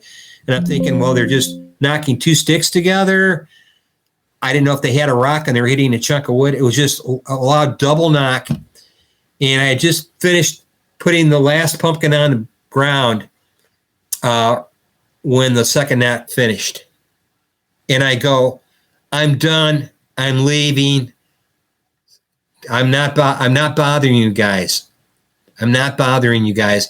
I'm just dropping off pumpkins. I'm leaving now. So I left. I came back probably a month later, and I went behind that brushy area with the shrubs. And again, I was looking for something they were knocking with, found nothing. No evidence of where the knocking came from. And then I thought I was going insane. I'm like, how are they knocking? And then I get this information from other Bigfoot researchers that they go into certain areas that are devoid of trees, like a grassy area. There are no trees. And the grass is 5-6 feet tall, and they'll hear knocks emerging from the grass. No trees, no saplings. So I've come to the conclusion there are different ways they do knock. I believe sometimes they use branches or sticks or whatever and hit trees with them. I think they also can do the knocks doing mouth pops. And I think they can also, they can simulate the knocks. My one friend said he saw one take its hand and hit a large tree and create the knock with his hand. So I think they have multiple ways of creating the knock, but I think the vocalized knock is the easiest one to create because I don't picture Bigfoot as like a caveman running around with a club, even though I think there are times they do use sticks and clubs. And I've seen just weird structures that are over dried creek beds that the top of the structure you could use as like a roof to get out of the rain, which doesn't make sense because it's a dry creek bed. So I never quite understood, they're in a creek bed. That's eventually going to flood out during rain, but maybe they don't mind that part. I left things behind for them, like I call it a balance bird. You can buy them at truck stops. It's for for kids to play with, but it's weighted, so you can set it on like the corner of a chair or on a corner of a table, and it balances itself. Oh, is that one of those like old toys that spin? Is that what you're talking about? The ones that usually have like a point and then the bird sits on the tip of the beak and it will kind of balance on it? Is that the one you're talking about? Yeah, right where the bird's feet would be, there's a weight. And so you can balance a bird on anything that's got a point on it, and it balances. So I picked blue, which everybody talks about blue being Bigfoot's favorite color. I don't know if that's true, but I got a blue balance bird, went to one of their structures, put it in the structure, came back. A week later, it was gone. Left him. I'm sort of an amateur rock gemstone collector. I brought milky quartz, fossils. I have a trilobite fossil I found, some iron pyrite, fool's gold, and I had some other stuff that was gemstone quality. It was like milky quartz. And they took it. They've taken all those kind of gifts I gave them. So then I started leaving them food items. Apples and blueberries, raspberries, and peanut butter. All disappears. I never find the bottle, the containers, the blueberries and raspberries were in, gone. The apples were in that, was in a bag. I bought a whole bag of apples. Now I'm on like bag number 10, 9 or 10. I drop off a bag. I just got down to, buying peanut butter and apples. And more often than not, I buy the apples and drop them off the whole bag. And the apple bag, everything, container disappears. If it's a deer, a rodent, a chipmunk, or squirrel, generally they chew through the bag and the apples fall out. And you can see the evidence that, or even deer will do that. They'll chew through it. But the bag is like, I figured, well, they got to carry things like a container, rather than carrying all their apples like this in their arms. Obviously, it would probably be easier if it was me. I'd want to carry a bag full of apples, So, again, I can't prove this, but I've been warned about gifting them, not to do it on a regular basis. I do it once or twice a year. I've heard it a lot, like on your own property, that you just don't want to make it a regular thing. Otherwise, they start to expect it. But if you're going on to other places, dropping stuff here and there, I think the main thing that I've mainly heard about is them just getting mad if it's like an every single day occurrence, and then you just stop doing it one day. Yeah, and then you get them, you're right, you get them used to it, expecting it, and you're right. So I felt, well, rather than dropping something off every week, or even some people go as far as doing it every other day, you create that frequency where they become dependent on your food supply. I thought, no, I'll start out with inanimate objects, like my fossil rocks, my gemstones. My run friend came in with me one day and he brought a poker chip from the bar, from the tavern. We put that in there, and we had a smiley face, blue, sort of shaped like a poker chip, but it was a blue smiley shaped face. And I had a birthday balloon that was blue, inflated with whatever helium or whatever that is. But I brought that in there, and this is my early stages of gifting. I wasn't including food because I figured, no, I wanted to be interested in the item and see if they have an attraction to it. And it certainly worked well, because on one occasion I had the birthday balloon tied from its ribbon tied around this tree at an X. I was at an X formation, and I tied the ribbon from the balloon about 5 feet off the ground. And then I put my fossil rocks, my gemstone rocks at the base, and I had that the blue smiley face. There was a crack in the tree, this across in one of the sections of the trees that made this giant X. Yeah, it was all debarked, uprooted, dead trees. They made this X formation. And I found a crack in the tree, and I put the poker chip and my smiley face chip in there. And I tied my balloon up there, and then I had the fossil rocks at the bottom. I came back a few days later. The ribbon that was tied to the balloon that I had tied to the tree, that was missing. It was probably 7 foot long ribbon. That was gone. The poker chip was gone. The blue smiley face chip was gone. And almost all my gemstones were gone, except one small, it wasn't a fossil rock. It was just a river rock that had some cool looking colors in it. It was left behind. And I'm looking and I'm going, where did everything go? And I see the birthday balloon. It was shaped like a heart laying on the ground next to the base of that tree, right behind it, the base of the X formation. And I looked down at it, and it looked like it was on the ground, and it looked like somebody either put their fist or their hand into the middle of the birthday balloon and tried to deflate it, because I could see the appearance of it was like flattened in the middle, but the outside of it still had air in it, and the ribbon was gone. And I'm going, wow, so they're messing with it, or something did that. So I went to pick up the balloon, and under the balloon was the blue smiley face chip. They hid under the balloon right in the center. So I picked it up and I go, oh, smiley face hiding under the balloon. The impression I got from that was like, hey, we like watching you and we're hiding as we watch you. That was my understanding of it. And then I thought they took the lanyard or the ribbon from the balloon. That was missing. So I left it all there. I put the balloon back, and I thought, that is weird. And I keep encountering this kind of behavior. Another day I went to Hobby Lobby.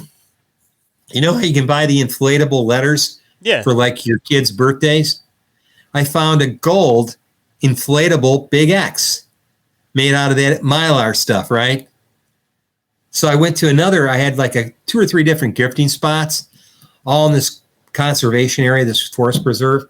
So I went to the second spot I had, and it's a down tree with a root ball, this big root ball next to a creek bed. And the tree was probably 2.5, 3 feet in diameter. It's laying down there. And right where the root ball was, I laid this X right down next to the tree side of the root ball, pretty well hidden. You can come from all 4 directions, and you're not going to see that X until you get right up on that root ball. I had it pretty well hidden in there. I came back a week and a half later, about a week and a half to 2 weeks later. The X was gone, and a really nice looking walking stick was laid where my X was. So I took the walking stick home with me. Another time I go down there with my wife. We go down the trailhead just a ways, didn't go very far. I took her to the spot where you go down the Y, and I said, the creek's right there, and then we turn around and come back. We got back out to the parking lot. While we were gone, 2 walking sticks were leaned up at the trailhead that were not there when we entered. We were only down there we're only gone for maybe a half hour. So I first dismissed it, and I said, oh, maybe I didn't see those coming in. And Becky goes, no. There was a short one, perfect for her. She's 4'10", and then there was one for a person my height. So, if you put your elbow at a 90-degree angle, that's how I measure a walking stick. The height of it was about that height for me. And then she had a shorter one. So again, this is all assumption on my part. But this keeps happening with frequency, that my number one hot spot I'm sure they know me by now. And I get activity when I go down there, and I play music, and they react. Usually they react when I quit playing the music. So that was in the area where I had the stick tossed at me. And then I have a video in that same spot where I actually recorded a rock throw. It was on a scrub through of a video I had done months earlier, probably half year earlier, and I had forgotten about it. And I scrubbed through the video, and it shows me taking a right turn at that Y to go down where I left the pumpkins. And I was filming down the trail, but I had looked to either, I believe I looked to my left or my right. And when I did that, I heard something go right past me. And I at that point, I believe I turned around. I realized that something had been thrown. Never even thought I caught it. Later on, I scrubbed through that. 6 months later, there's a golf ball size rock shooting from right to left at high speed. So I slowed it down to quarter speed, and it's pretty obvious what it is. And I've submitted it to a couple people that do Bigfoot research, and they go, that is an actual rock throw. And it almost reminds me of how somebody would throw something a sidearm pitch, like a softball. It was like sidearm or even underarm. If it was overhead, they wouldn't need to throw it overhead anyhow. I think this thing was in the brush, off the trail, either down on all fours or at least crouched down, and it threw it. Sidearm is my assumption. But I caught that on video, and that's, I think that video is titled Rock Throw Recorded or something of that nature. You'll have to send me the link to that one so I can include it down in the show description so everybody can check it out. Yeah, I'll send it to your, well, I can put it in your message for IG. Okay, yeah, that'd be perfect. Hold on tight, guys. This is our last break, so stay tuned. And we are back to the show. Let's hop right in. And I guess kind of starting to wrap up somewhat towards the end. And hopefully I'm not cutting you off or anything like that. I just got to work in the morning. It's getting a little bit late. But I definitely love to have you come back on again, hopefully sooner rather than later this time, because I know we still have a lot of different stuff to talk about because we touched base on like 10 different subjects through this conversation today. So, but if you're going to leave the listeners with some words of wisdom today, what might it be? Don't take your life too serious. Try to have fun when it's appropriate and enjoy life. And so don't take yourself too seriously. And I could also say, be aware that everybody has a different perspective on things. And it's always good to step back and let other people tell you what they either hear or see, which many times will help tremendously when whether you're building something or doing research. It's always great to have another informed opinion or a perspective from another person. Nobody can do it alone. And the people that claim they can do it alone sadly get disappointed because you're basically working within your own echo chamber when you do things alone. Oh yeah, I completely agree. Take people that don't agree with me too. I always feel, don't be afraid to make friends with people that don't agree on everything you say or do. Sometimes it's better to have somebody who disagrees with you because they're not afraid to tell you the truth. Ain't that the truth? And I mean, that's kind of like the foundation of a lot of what I do for the show is the whole idea of I want to try to collect as many perspectives on as many different things as possible to hopefully find that meeting point in the middle. Because like you said, if you do a lot of research on your own, you get stuck in your own echo chamber. But, you know, if you're hearing a bunch of different people's versions of what they think, how reality functions, if you're hearing a bunch of different people's ideas of Sasquatch research, paranormal research, all of that, then it gives you a better spot to kind of find some middle ground amongst all of it, to kind of build yourself a foundation to know where to keep continuing at. Because there's stuff you'll hear just one person say, and then there's stuff you hear 10 different people say with 10 different perspectives. And if that's the case, then that's probably something to hold on to right there. Oh, yes, definitely. And it'll also give you confirmation Oh, yeah. of what you're doing. You're on the correct path, because if you get that confirmation from different people with different outlooks and perspective, and you find out, oh, they're confirming the evidence or even my personal experience, then you've got meat on the bone. You got something to work with, because that confirmation it's always great to get a corroboration. And if you, and there's people out there that are under the radar, do research on their own and just don't go public with it. And those are some of the people I deal with. And Ricardo's one of them. He told me one day, he says, hey, I'm here we disagree on a lot of stuff. And he told me, he says he was more concerned about Bigfoot than dogmen. He's not afraid of dogmen. To him are not that fearful thing that you hear about. He says Bigfoot are like people. They have attitudes. Some don't. Some are assholes. Some aren't. He says they're just like our population of people. So you always hope you get a group that haven't been shot at, picked on, hurt, or members of their group killed. And so far, I've been fortunate that way.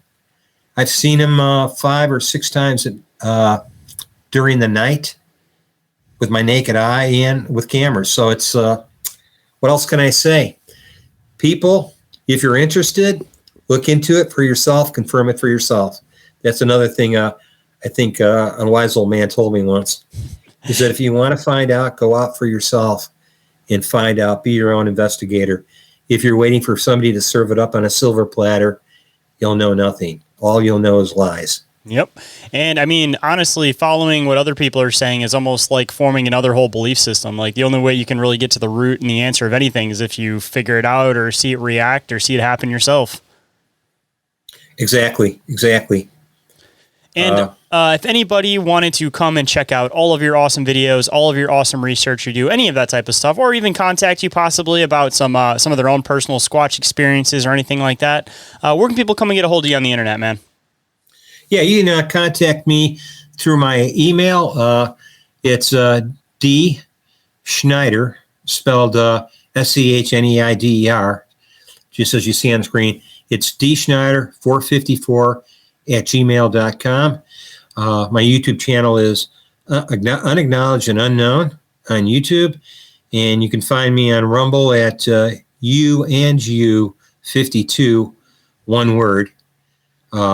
UandU52 on Rumble. And you can find me on Instagram at Unacknowledged and Unknown on Instagram. So you can reach me, you can DM me on any of those platforms, or contact me through email. So there you go. Well, I will make sure I include all of those down in the show description so everybody can find it quick and easy. And as usual, Don, I really appreciate you making the time to come on, sharing all of your personal insight and knowledge on all these different topics. And as usual, man, I'm always looking forward to next time and the next time we get to chat. It's been my pleasure, man. Thanks for having me on. It's been an experience and an honor. If anyone would like to get in touch with me for any reason whatsoever, you guys can do so through email, which is inquiriesofourealitypodcast@outlook.com, or through social media. Instagram and Facebook are the two that I am the most active on. Or you guys can also get a hold of me through the submission form, which is available up at the top of the link tree. And the last way you guys get a hold of me is through the hotline, and that number is 313-364-1551. And you guys can text or call that 24/7. If you happen to miss any of that, it is all available off of the link tree, which is available down in that show description. And with that, hope you guys enjoyed the conversation. Hope today's show has connected some dots in your own reality. And I'll catch you guys on the next one. Have a good night, everybody. Reality isn't what it seems. I'm Dr. D's taking aboard a craft with a tractor beam. Is life a simulation or an astral dream? Aliens travel through black holes in different galaxies. Life is a bizarre odyssey, with a mic talking about philosophy. Well, Bigfoot is stalking campers as a Wendigo walks through the woods of sharpened antlers, using a Ouija board to talk to the dead like a necromancer. There's so many questions and not enough answers. So if you're interested in mysteries and abnormalities, tune in and listen to Inquiries of Our Reality. So if you're interested in mysteries and abnormalities, tune in and listen to